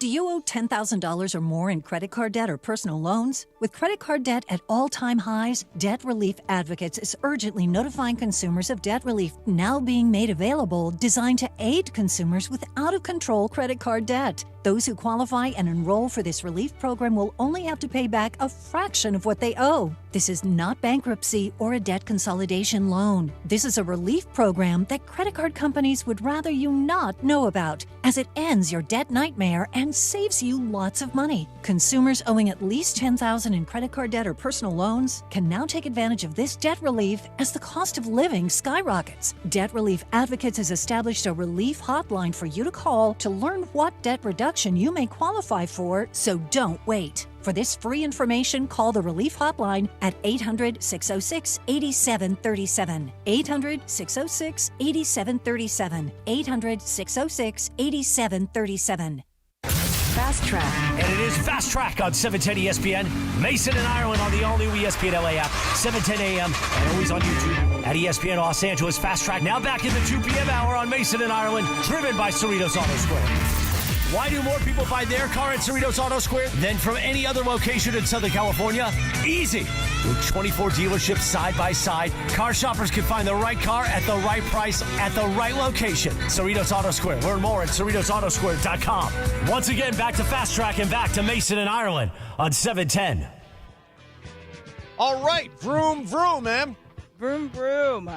So, as many have seen, if you've gone to a UFC game, you've seen this giant structure being built kind of close to It's the George Coliseum. Lucas thing, right? Well, that's what I'm talking Okay. about. So the George Lucas Museum is set to open in September of next year, September 2026. It's going to have both. It's the I can't remember the actual name of it is, but it's going to have stuff from his old films. Yep. It's going to have a bunch of art pieces, and I saw someone do a TikTok video of a tour of what's being built up right now, and it looks amazing. Are you guys excited to see the Lucas Museum up and running, and what's your favorite museum in LA? Okay, so it's $1 billion put into this museum. It's called the Lucas Museum of Narrative Art. It includes an art collection, an endowment of $400 million, privately funded, and just like amazing film history. I cannot wait for it. I believe he's one of the richest people in the world, too, George Lucas. Yes, From, I'm sure. Obviously all of his projects. Yes. I would say I'm most excited about that. As far as museums, I love the Motion Picture Museum. That is The one of my Academy two. Museum. The Academy Museum is just amazing. If you've not been there, it's over by the Peterson Auto Museum. It's right in that row. It's at Fairfax and Wilshire. Amazing. I mean, I was there and I saw the Godfather exhibit. It was so cool. Everything they wore, scenes from the movie. I mean, just The inserts in his mouth from how he got his mouth to shape that way. yes, incredible. And you've seen movies there, right, Em? I've seen a couple different movies there. I know Andy has too. Andy, you have too. Yep. What did you see there? I saw Clueless and I saw Heat. Oh no! Oh, Heat was great. Michael Mann was there, and Amy Heckerling actually introduced Clueless. Is that right? Plus a few cast members. Oh, that's very Breckenmeyer cool. was there. Lisa Silverstone was there. Yeah, I am looking forward to the Lucas Museum. What did you see at the? The Master. For the first that's time, good. the PTA's The Master. Yeah, it's very confusing. I liked it. I didn't fully understand what was happening at any point. But you don't have to see a movie to love it. That museum is great, and they have a really good gift shop. Yeah, and by the way, one of the great features is you can go up and do an Academy Awards acceptance speech, and you take that away as a. Yeah. So if you've ever wanted to win an Oscar, here is as close as you're going to get. Brian? Fast Track. All right, so I don't know if you guys remember a couple weeks back, we did a story about the chicken smoothie, a guy on Love is Blind. Disgusting. Ugh. Making a chicken smoothie that he swears by. Yeah. But apparently now you can go and get at Erewhon as a brand new smoothie here in L.A., the toothpaste-inspired mint-conditioned smile smoothie. They're teamed up with a toothpaste brand to make the mint toothpaste-flavored smoothie is what they are calling this. If you had to choose one, which would you choose? Honestly, you would have to pay me to go into an Erewhon because Okay, I would I need the like money. Erewhon Because I would need the smoothies. money I was to just buy about to something. say. Yeah. I like Erewhon smoothies, Oh. okay? I got one of them turmeric smoothies that one of the Jenner girls drink. Disgusting. Well, then Disgusting. don't get the turmeric smoothie. Well, that but sounds disgusting. But on the Keeping But Up that's how show, you get they the were health- like, "Here, that's how you have get a the health turmeric benefit. smoothie." Here are the two that you can get. You can get the Hailey Bieber smoothie, which is the one that everyone gets. It's pink. It's got collagen in it, whatever. It's fine. It's good, but it's way more expensive. I get this peanut butter one. That sounds It's delicious. really good. And it's only $16. I know that's expensive, but it's Only not crazy. $16? It's not crazy. I've got a Vitamix at home. No, that is absolutely it's crazy. a meal For a substitute. smoothie? Yeah. It's a meal substitute. I don't have a meal. I have a smoothie instead. Yeah, no, If you're thinking of it as a $16 meal, a little better. Right. If that's dinner, cool. It's my lunch sometimes after I work out. Fair. I think Erewhon, are they a partner? No, I don't think they partner on our radio station. Erewhon is a scam. They're taking all the same stuff that's at any other market, and they're just jacking up the prices on it, and they're mixing up some smoothies for famous people. I will say other smoothies are also in the 10 to 12 to 13 range, okay? A $16 smoothie isn't that crazy. The smoothie acai industry is really jacked up. Brian, have you been the Erewhon? No, but now, you drink this toothpaste one, you don't need to brush your teeth anymore. Oh, that's true. That's what they say. By the way, I've that. that's the obvious answer because that's just it's just a fancy way of saying they're making a mint milkshake. Yeah, really it is. It's just a mint milkshake. By the way, very underrated. When McDonald's does those Shamrock Shakes, those are delicious. That's my point. It's the obvious answer. I would take a Shamrock Shake over a mint smoothie from Erewhon. What about the sea moss they have at Erewhon as well? God. Oh. Everyone loves that, I guess. Their hot food is good, but also there's hot food at Whole Foods that's good, at Gilson's. All these places are expensive. I think Erewhon shops at Whole Foods and then jacks up the prices when they put it on the shelves. I don't think the food at Erewhon's that good. In all honesty, I don't think it's that great. All right, there you have it. Erewhon, not a partner. Certainly not now. Clearly, not now. After that bit, not at all. All right, it's a Cosm Ticket Thursday. Level up your game day experience. Wait for your chance to win a pair of tickets to watch college football at Cosm. Didn't I already do this? Well, you have two today. Oh, two. Okay. I was like, I'm stuck in some sort of loop. It's like Groundhog Day. Right now, caller number 7, 877-710-ESPN. You win a pair of tickets for the Hall at Cosm to watch Alabama take on Oklahoma at Cosm Los Angeles this Saturday at 12:30. Limited tickets are available through Cosm.com. That's COSM.com. Listen all day for your chance to win. And caller number 7 right now, you are a winner, 877-710-ESPN. Coming up next for you, what happened in Oklahoma City last night? Let's do that one more time. Mason, Ireland, 710 ESPN. Your Lakers, your season, your home. Friday, the long Laker road trip continues and makes a stop in the Big Easy for a showdown with the Pelicans. Luke out of the backcourt. Luka give it to LaRavia. LaRavia to Rui. Three-pointer. Good again. Rui's hot. Coverage of Lakers versus Pelicans starts Friday at 3:30 p.m. The Lake Show lives here. 710 ESPN and the ESPN LA app. Celebrate back-to-back championships with Amor Salsita's homemade authentic salsa. The bold taste of tradition. Let's keep the party going this Friday at Legends Attic in Claremont as ESPN LA broadcasts live from 12 to 3 p.m. featuring an autograph signing with World Series hero Miguel Rojas. Come taste the flavors: smoky tomato, tangy tomatillo, roasted hatch avocado salsa, and mango habanero. Find Amor Salsita at Vaughn's, Albertsons, and Pavilion. Visit AmorSalsita.com. Amor Salsita, a proud partner of the ESPN LA broadcast from Legends Attic with Miguel Rojas.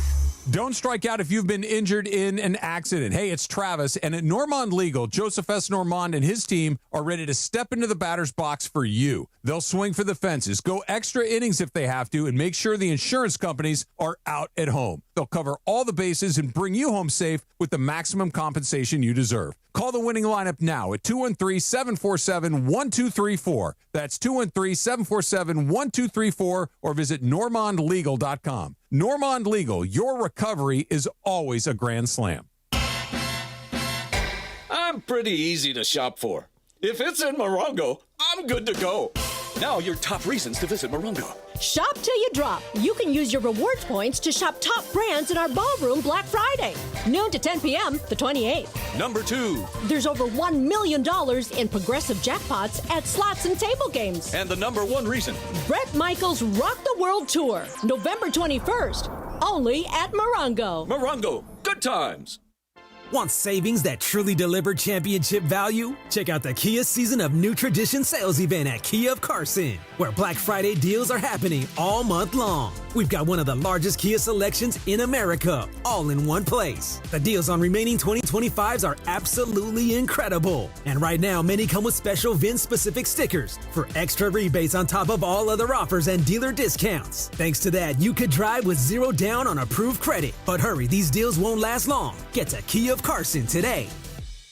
Support comes from Clean Power Alliance, providing 3 million residents and businesses clean electricity options. Southern California is our home. It's the air we breathe, the sky we share, the communities that connect us. Every day we have the choice to make a change. On every road, with every light we turn on, we can choose clean energy. Together, we power potential. Change is electric. Learn more at cleanpoweralliance.org/changeIsElectric. This is the story of the one. As a maintenance supervisor at a manufacturing facility, he knows keeping the line up and running is a top priority. That's why he chooses Grainger. Because when a drive belt gets damaged, Grainger makes it easy to find the exact specs for the replacement product he needs. And next day delivery helps ensure he'll have everything in place and running like clockwork. Call 1-800-GRAINGER, click Grainger.com, or just stop by. Grainger, for the ones who get it done. Michelle Smallman here for Gainbridge and their Give Back program, Gainbridge Assist, powered by Parity. Gainbridge and Gainbridge Assist, powered by Parity's goal is to empower girls and women through sports and education, providing 32 organizations in 21 states $222 of grant funding during 2025. These grants aim to level the playing field and expand access to sports and education for girls and women across the country. Here's to a future with no limits for women's sports with Gainbridge and Gainbridge Assist, powered by Parity. Steve Mason and John Ireland. No, I am Captain Spicy. You are not Captain Spicy. I am Captain Spicy. The OGs of LA Sports Radio. Absolutely full of crap. Okay, good. Okay. I like this. Mason and Ireland rolls on.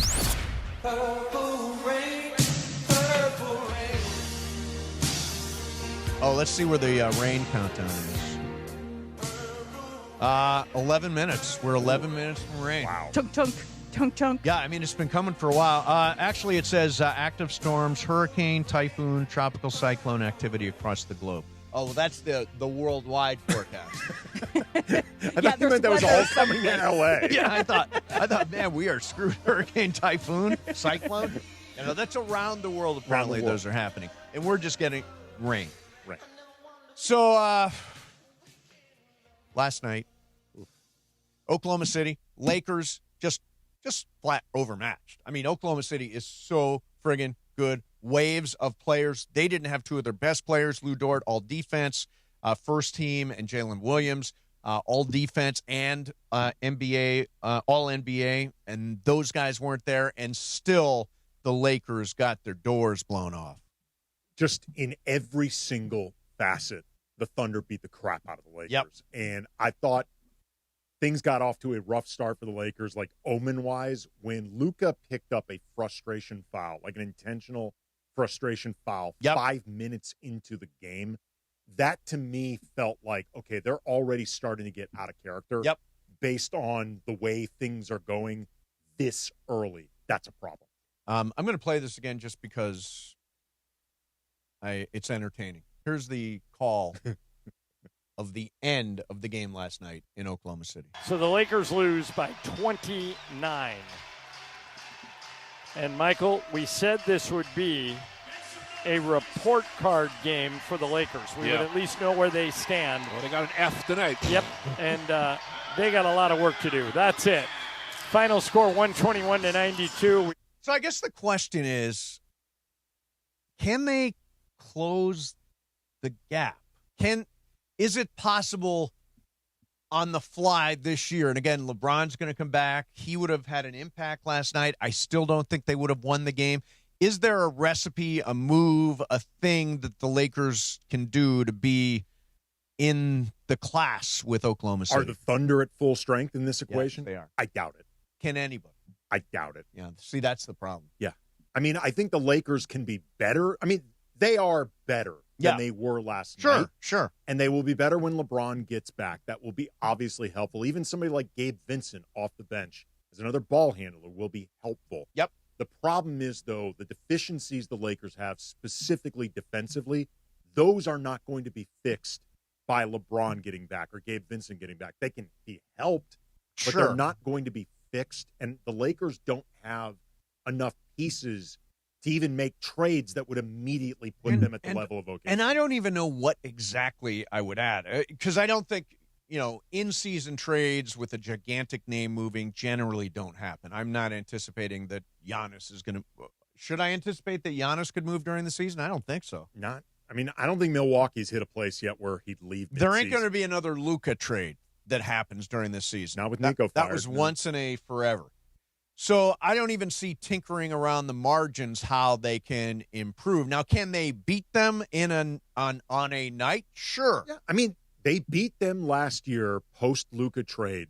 They beat them once by almost 30, and then the next game after, I think it was 48 hours later, they looked to be at least potentially on the verge of beating him again, and Luka got ejected. Right. And then the ref completely overstepped his boundaries. So they've shown they can play with this Thunder team, but the problem is just the Thunder are better. Yeah. So their margin for error is so much smaller.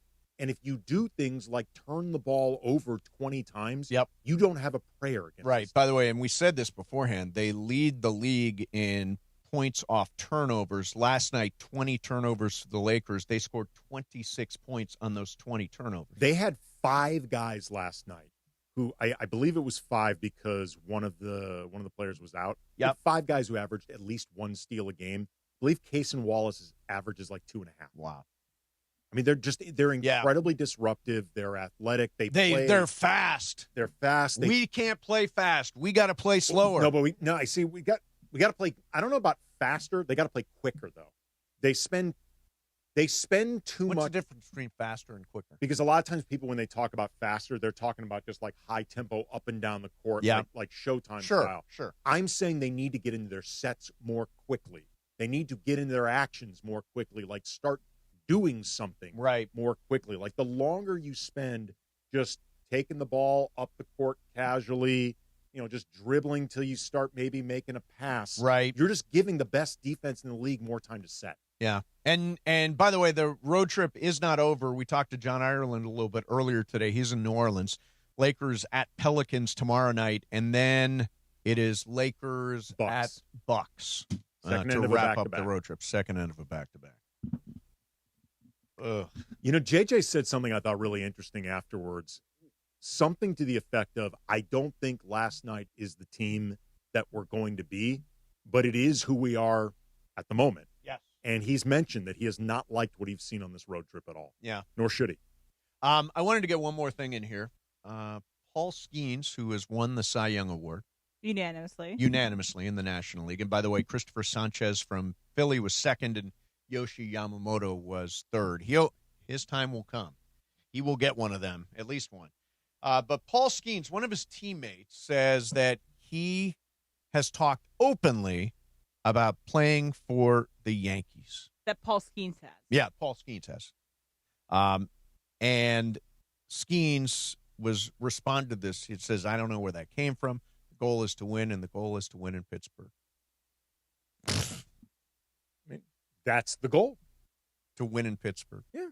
And my goal is to be a billionaire. Yes. I mean, you are not going to win in Pittsburgh ever under any circumstance. They've only got 4 guys under contract for next year. Everybody's coming back on a 1-year deal. It's the classic open-ended commitment. Yes. My goal is, I'm sure his goal is, to win in Pittsburgh. Yes. That's not the same thing as committing to Pittsburgh for life.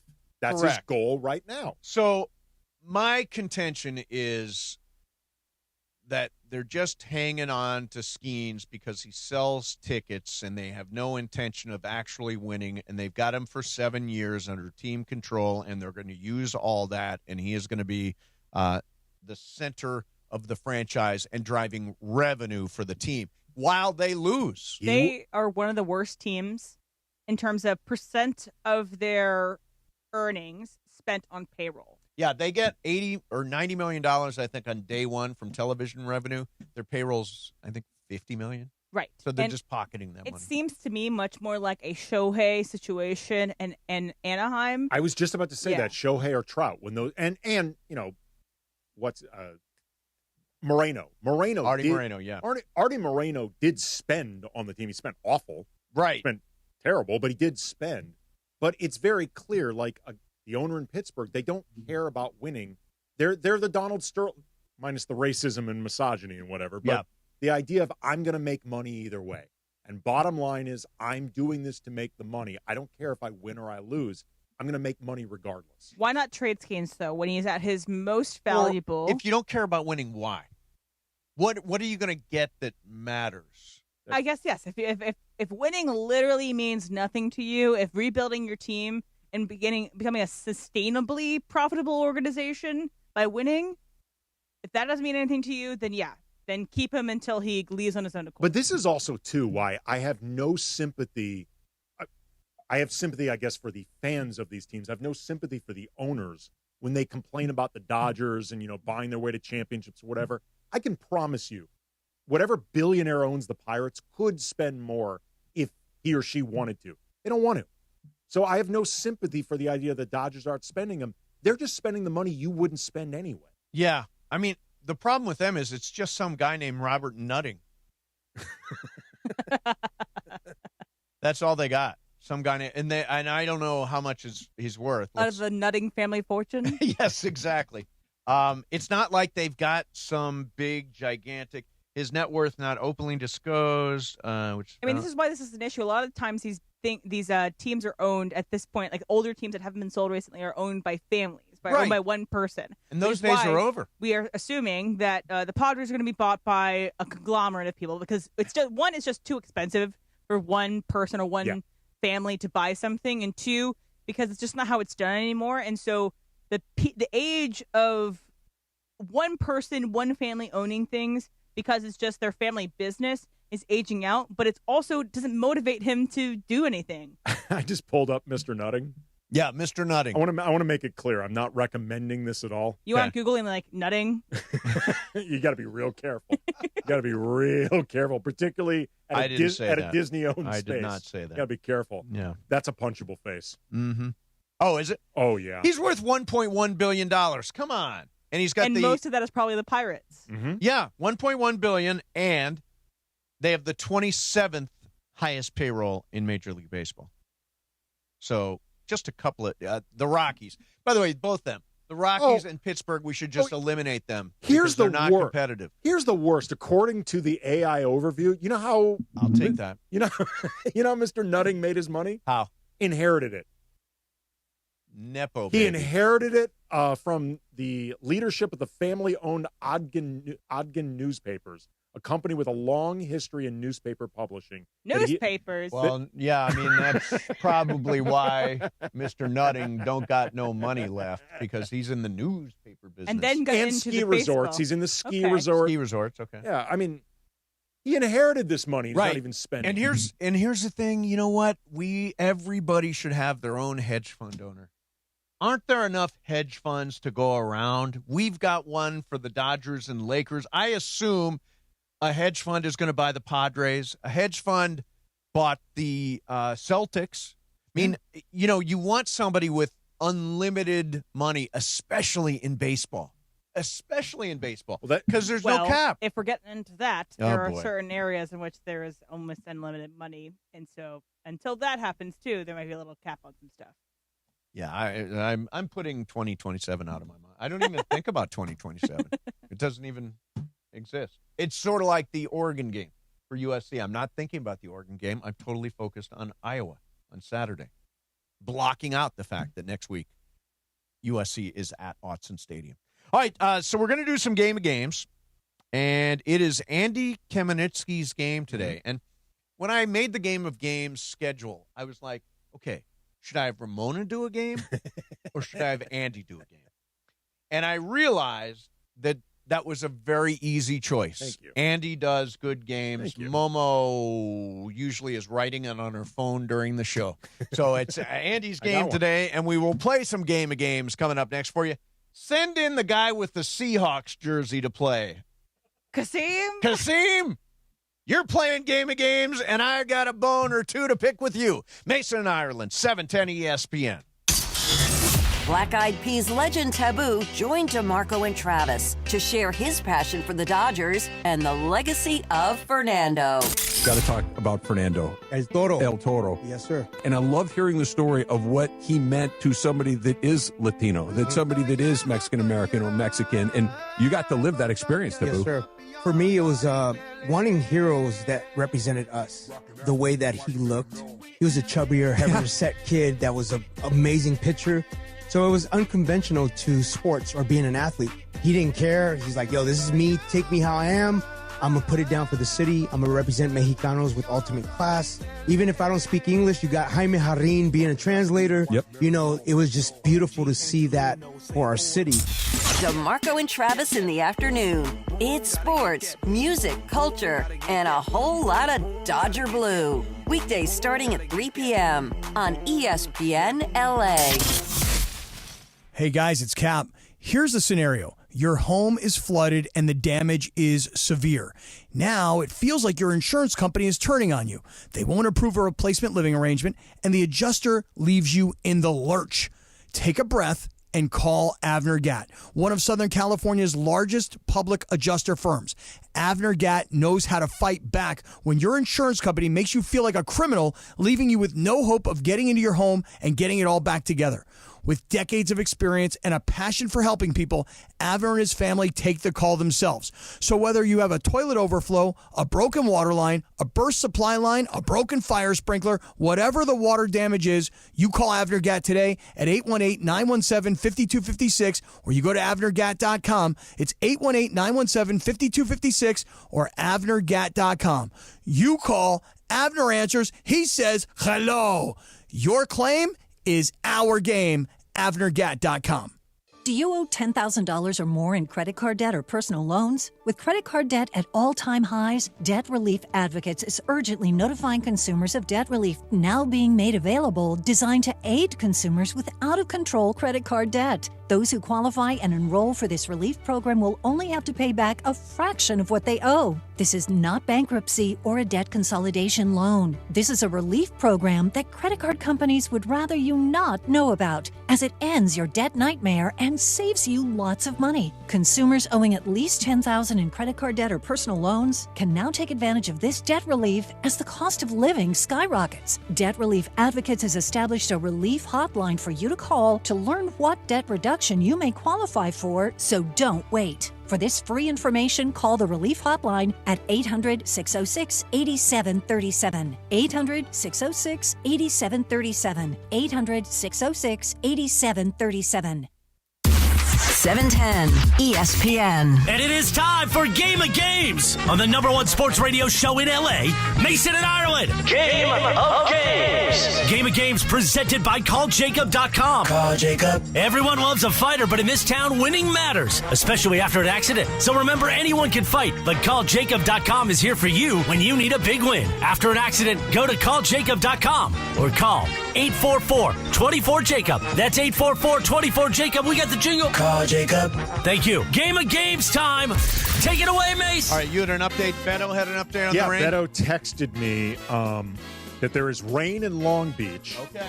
And he texted me a photo through his windshield that I can see. So no it's well, it's drizzling. It must be drizzling because it's barely a little rain, but it's coming. Yeah, we are all over it. By the way, it's going to be here whether we like it or not.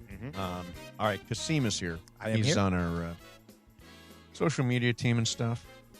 What's the change of attitude? What's going on? You're wearing a Seahawks jersey. Oh, okay. Now, you grew up in Seattle? Is that Born right? and raised in Born Seattle, and raised. yeah. So are you like one of those 12th man people? 12th man, yeah. Yeah. And you a big Russell Wilson fan? I feel sorry for what's going on. I know, like, the whole Giants thing, and, Jackson Dart's been doing well. Yeah. Out now, Jameis Winston has a start, so it hurts a little bit seeing how Russell Wilson's being treated out there, but he always holds a special place in my. Did you like it when he said, "Let's ride"? You like that? Like literally in repeat in my head this Yeah. whole weekend. Let's ride. There you go. Let's ride. Yeah. Let's ride. All right, Kasim, we're going to do some game of games. Let's do Kasim, it. by the way, is a great member of our team. I'm just goofing on him because he's got that distasteful jersey. Has a bad taste in sports teams. Well, he was born into it. He can't help it. Yeah, he had no choice. All right, Andy, what do we have for a game? Well, on this day in 1971, Steven Spielberg made his feature-length film debut. In The Duel. Yeah, in Duel. It was a made-for-TV movie that was so good it actually got an international release. Yes, it's a great movie. Right. So with that in mind, we're going to do some Steven Spielberg trivia. Okay. Steven Spielberg was largely raised in Phoenix after his family moved around a lot as a kid. But where was he born? Cincinnati, Albuquerque, or Orlando? Cincinnati, Albuquerque, or Orlando, Steven Spielberg was born. Mace goes first. And are you going to keep score, Andy? Yeah, I'll keep score. I will. What was the first one? Cincinnati, Albuquerque, He was born Orlando. in Cincinnati. Okay. Emily. Albuquerque. Brian. Albuquerque. And Kasim. Cincinnati. Cincinnati it is. Thought He was born there. Yeah, I saw The Fablemans. I couldn't remember if that I did came too, and I up. forgot where he was born. Yeah. All right, next one. What was the first movie that Steven Spielberg ever saw? High Noon, The Greatest Show on Earth, or Singing in the Rain? High Noon, Greatest Show on Earth, or Singing in the Rain? First movie Spielberg ever saw. Emily goes first. Let's do Greatest Show. Brian. Singing in the Rain. Kasim. Singing in the Rain. And Mace. Greatest Show on Earth. It is, in fact, the greatest show on earth. The Cecil B. DeMille greatest. It was the 1952 Best Picture. Yeah, we should ask Trav about what DeMille was like. I mean, yeah, they were buddies. So they were roommates. Emily has one, Kasim has one, Mace has two. When Spielberg was 17, he made a 140-minute feature-length film called Firelight that his dad helped him finance, and it got a one-night release in a movie theater. Firelight was the genesis of a later Spielberg blockbuster. Which one? Close Encounters of the Third Kind, E.T. or Gremlins? Close Encounter of the Third Kind, E.T. or Gremlins? Firelight was the genesis of this movie. Brian goes first. Brian. E.T. Kasim. Gremlins. Mace. Close Encounters. And Emily. Close Encounters. It is, in fact, Close Encounters of the Third Kind. It sounds way more like Firelight. And I also know that Close Encounters is very special to him and his Yes. relationship with his dad, and so that's what. I was never that big a fan of that movie. The mashed potatoes. kinda slow. It's kind of weird movie. What about you, Kasim? Did you like Close Encounters? I have not even watched it. I'm not even lying. See, he's even younger than me, Mace. Yeah, younger than you. You've seen Close Encounters, though, right? No. Oh God. It's okay. I think it's a little overrated. It's not my strong recommendation. No. Steven Spielberg's professional debut came in 1969, directing a segment of a made-for-TV horror anthology called Night Gallery. His segment was written by Rod Serling, Twilight Zone fame, and starred one of these grand dames of Hollywood's golden age. Which one? Betty Davis, Joan Fontaine, or Joan Crawford? Betty Davis, Joan Fontaine, Joan Crawford was in Steven Spielberg's... No Betty Grable? No Betty Grable. Boy, Pepe would know this. Kasim goes first. It was Betty. With Betty Davis? Betty Davis. We'll go that. Mace. I'm going Betty Davis. Emily. Crawford. Betty Davis. It is Joan Crawford. Oh, wow. So it is now tied. Mace and Emily 3 apiece. Kasim with 1. BC yet to score. When I think of Joan Crawford, I think No more wire hangers ever. Oh. You don't even know what that means. do I'm you? too young. Mommy for that. Dearest. Yeah, Mommy Dearest. Okay. $50 dress on a wire hanger. That, by the way, M, is one of those so bad it's good movies. Okay, what's Baby Jane? Is that Betty Davis? Whatever happened Yeah. to Baby Jane is Betty Davis And Joan Crawford. And Joan Crawford. Okay, yeah. okay. Yeah. Which of This is like a total Pepe conversation. which of Spielberg's first 4 blockbusters was he not nominated for Best Director? Not nominated for Best Director. Jaws, Close Encounters, E.T. or Raiders. He was not nominated for Best Director. Mace goes first. Raiders. Emily. Jaws. DC. Close Encounters. Close Encounters. Jaws. Emily takes the lead. Emily! To be fair, he was up against a murderer's row. Right, that year was insane. Milos Forman, who won for One Flew Over the Cuckoo's Yeah. Nest. Fellini had a nomination. Stanley Kubrick had a nomination. Sidney Lumet had a nomination. Robert Altman had a nomination. Oh, yeah, that's So- pretty That crowded. It was covered in this book called Oscar Wars. And Yes. yeah. I've read it. It's a Yeah, great book. great book. Really good. So Emily has the lead. Which of these Spielberg movies garnered the fewest Oscar nominations for acting? Fewest Oscar nominations for acting. The Color Purple, Schindler's List, or Lincoln. Color Purple, Schindler's List, or Lincoln. Fewest acting nominations. Emily goes first. Lincoln. BC. Color Purple. Schindler's List. Schindler's List? Yeah. I think there was only one in Lincoln. I'm going Lincoln. The answer is Schindler's List. Big Casino. So there was Ralph Fiennes and Tommy Lee Jones. No, Oh, sorry, Liam Neeson. Liam Neeson and Liam Neeson and Ralph Fiennes had 2. And Ben Kingsley. No, Ben Kingsley was not Did not get It's just those 2. And then Lincoln had obviously Daniel Daniel Lewis and Tommy Lee Jones and Sally Field. Oh, and Sally. And then The Color Purple had 3 nominations as well. Whoopi, Oprah, and Margaret Avery. Yep. You knew that, right, Kasim? Of course, You're all of over course, this, yeah. right? That's right. All right. Over under at 200. Over under at 200. The number of producer credits Steven Spielberg has, according to IMDb, which includes, I'm including upcoming projects he's attached to. Over under at 200 producer credits. Em has to go first. Emily goes first. Over. How many are left? 3 left and or 4 left and a bonus. And I'm 1 down? You are 1 down. Okay, I'm going with Emily over. Going with Emily over? Under. Take under. It is, in fact, over. 201.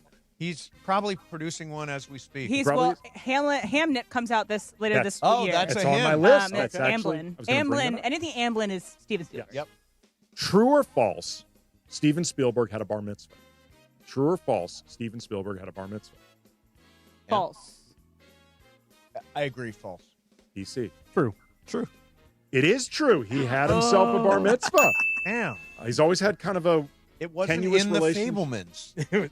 Well, he's always had a bit of a tenuous relationship with Judaism growing up because he experienced a lot of anti-Semitism. Sure. Made it uncomfortable with that. That was also in the Fablemans. Yes, it was. Yeah. Yes, it was. Everything leads to the Fablemans. Who has appeared in more Steven Spielberg movies? Harrison Ford or Tom Hanks? Harrison Ford or Tom Hanks, more Steven Spielberg movies. Does Emily still goes first? Yeah, she's leading. Tom Hanks. I am in agreement, Tom Hanks. Harrison Ford. Tom Hanks. The answer is Tom Hanks. He has been in 5, 4 for Harrison Ford. He's only been in the 4 indie movies. Yeah, I was going to say, I couldn't think of anything beyond Indiana Jones. Well, he had a deleted scene in E.T., but it got cut. He played Elliot's principal. Okay. But it got cut. At the time, he was married to the screenwriter. Oh, okay. Melissa Matheson. Yes. So I have 2 more left plus a bonus. Emily's at 6. Mace So at much 5. useless information. I know who wrote E.T. I know. Melissa Matheson. Kasim has 4. BC, I believe you're long since eliminated. Yeah, if I got 1, I lost my chance at Lucky Loser. When you're eliminated from this game, you know what you say? No. That's right. That's right. Okay, which of these Steven Spielberg movies has the highest Rotten Tomatoes score? Okay. E.T., Schindler's List, or Jaws? E.T., Schindler's List, or Jaws? You said highest? Highest Rotten Highest Tomatoes. Emily still first? Yep. I'm going to go out of the box. I'm going to go E.T. Okay, Mace? I am going Schindler's List. I'm going Jaws. Emily is taking a big lead. It is E.T. with a 99. Schindler's List has a 98. Jaws has a 97. Kasim. Am I out now? I believe Kasim is out. Kasim is out. Like the Seattle Seahawks will be on Sunday. Okay, not too much. Should I make the last one count 2? It'd be the only way you No. It's over. Okay. Emily wins. Emily wins. Do you want the last Congratulations, one? The last one. Yeah, do the last one. Okay. Is it about the Fablemans? Nope. Opposite end of the spectrum. Which of these Spielberg-directed movies has the lowest Rotten Tomatoes score? Okay. Lost World, Jurassic Park, 1941, or Hook? Lost World, Jurassic Park, 1941, or Hook? I can't. I hate Hook. Hook is my favorite. Hook sucks. I That is love this why movie. I put this in here. I wanted to see how Emily would answer. I think it's going to be Hook, even though it's one of my favorite movies. I remember my grandma, me and her would watch it together, and I have such fond memories. I'm going to say Hook, though. I have such terrible memories of Hook. Well, you have no whimsy. I'm going with his big bomb, 1941. Jurassic World, terrible. It is terrible. I'll go Hook. The answer actually is Hook. I'm sorry. It is. And boy. it's 100% in Emily's heart. It is Oh, only my God. 29% fresh. And by the way, it deserves that score. Are you kidding me? It doesn't. Okay, it is a little long. But you got some like really good music in it. You got man, Julia and then Roberts. Julia Roberts is flying around like Tinkerbell. What a They called her Tinker Hell, It's about reportedly. discovering who you are. It's discovering your inner child and releasing that in yourself. Come on, Tabloids Mace. called her Tinker Hell during the my making of that inner movie. child does not want to run around with a guy with a hook. Oh, boo-hoo. So, Kasim, are Yes, sir. Sunday, are you going to the game? I'm going to the game, yeah. Okay. Now, here's my advice. Okay. Do you have anything black? Like clothes? Yeah, clothes. Yeah. Wear black. I'll be wearing like our ESPN LA branded stuff. Is it so- black? I'll have a black one. Why? Okay, good. 'Cause Is it's- it anything in It's a particular? blackout. Oh, yeah, I won't be wearing black then. Yeah, come on, man. It's a blackout game. You know, me and DeMarco actually put a sandwich on this game. So You put a... Oh, yeah, so nice. So you got the Seahawks? he has the Rams. Is it straight up or is it, are you betting the line? It's just straight up. So whoever wins. Okay. Yeah. So. 6.5 is the line. How big of a sandwich? I'm thinking, what size was Trudel's when Greg sniffed it? Whatever that You is. should do like that one game on Disney Channel where like the Lilo and Stitch character just build that really big sandwich. Someone knows what I'm talking about. Yeah, the old somebody Dagwood. does. They used to call them the Dagwood sandwich. Like Well, if- we'll put a little 6-inch sub on it. Okay, Something good, like that. Good. All right, Kasim, thanks. Sorry you didn't win. Get I'll ready get for my win on Sunday. Sunday, You won't so win again. I'll get my win on Yeah. Sunday. All right, coming up next for you, Super Crosstalk. You're listening to KSPN Los Angeles, a Good Karma Brands radio station, 710 ESPN. The Lake Show lives here. Three-pointer by Reeves. It's good! Austin Reeves with a dagger! You know, we added some pieces that we really needed, and we have really high hopes. On 710 ESPN and the ESPN LA app. Score a win this game day with Amazon Pickup. Need that new football jersey for the big matchup? With Amazon Pickup, you can collect your order from secure Amazon lockers or counters near you and on your schedule. Whether you're running from work, home, or straight to the tailgate, Amazon Pickup makes it easy and worry-free at no extra cost. Don't miss kickoff. Grab your gear and packages when it works for you. Find your nearest Amazon Pickup location at amazon.com/pickupmvp. That's amazon.com/pickupmvp. Don't just cheer for the Trojans, experience the game like one. Introducing USC Game Day Experiences on Airbnb, where you'll step onto the field at the LA Coliseum and feel 70,000 fans erupt. Your game day includes an exclusive tailgate, a behind-the-scenes tour, pregame field access for warm-ups, and field-level seats in the exclusive Audi Club for the game. USC Game Day Experiences, now on Airbnb. Book at airbnb.com/USC Game Day. Do you have 3 ex-wives and your current trophy wife wants a life insurance policy 3 times the size of the policies you had to purchase for your previous mistakes? If so, you need to call Big Lou at Term Provider, 800-471-9773. Big Lou is intimately familiar with your problems, and if you're 50 or 60 years old and in reasonably good health, a $1 million policy should only cost about $100 to $200 per month. Big Lou may have a solution for your previous policies as well. You may even save enough money to lighten the load on your new $1 million policy. Remember, call Big Lou. He's like you, except he's only on number 2. Call Term Provider at 800-471-9773. 800-471-9773. For $1 million in term life insurance that you can live with, call Big Lou at 800-471-9773 or biglou.com. That's 800-471-9773 or biglou.com. When it's game time, every play counts. So when it's time to choose your next vehicle, make the winning play at George Chevrolet. From the powerful work-ready Silverado to the family-sized Traverse and all-electric standouts like Blazer and Equinox EV, George Chevrolet has an incredible selection and a championship-caliber team ready to help you get the perfect Chevy at the best price. Visit them off the 91 Freeway, Lakewood Exit in Bellflower, or shop online at georgechevy.com. That's georgechevy.com. Chevrolet, together let's drive. KSPN AM 710 Los Angeles. It's the greatest segment in LA sports radio history. Oh my God. When the shows come together for magic on the radio. It will only grow stronger. Super Crosstalk. It's time for Super Crosstalk. We got Trav on location. What is your location, Trav? My location is my residence in lovely okay. Laguna Niguel, California. And are Yes, people able to come out and see you? Is it like a live? Trav at his house, meet Susan and the whole gang. Is that going on? No, that is decidedly not That going would be a on. good bit. That would be a good bit, right? This is weird. I haven't done a show from home since like the pandemic. And It's of course, been, I don't DeMarco like it. Farr is here. And What's happening? DeMarco tomorrow is first of all. Let's talk about. Yeah. Let's talk about Sunday. Rams Seahawks. Yes. Now I heard somebody say this morning the winner of this game is the best team in the NFC and likely going to be the representative in the Super Bowl. Who said that? That was Taylor Lewan on Big Get Taylor. Up this morning. Okay, yeah, okay. I can see that. What do you think? I think you'll have a good chance. Long way to go from here.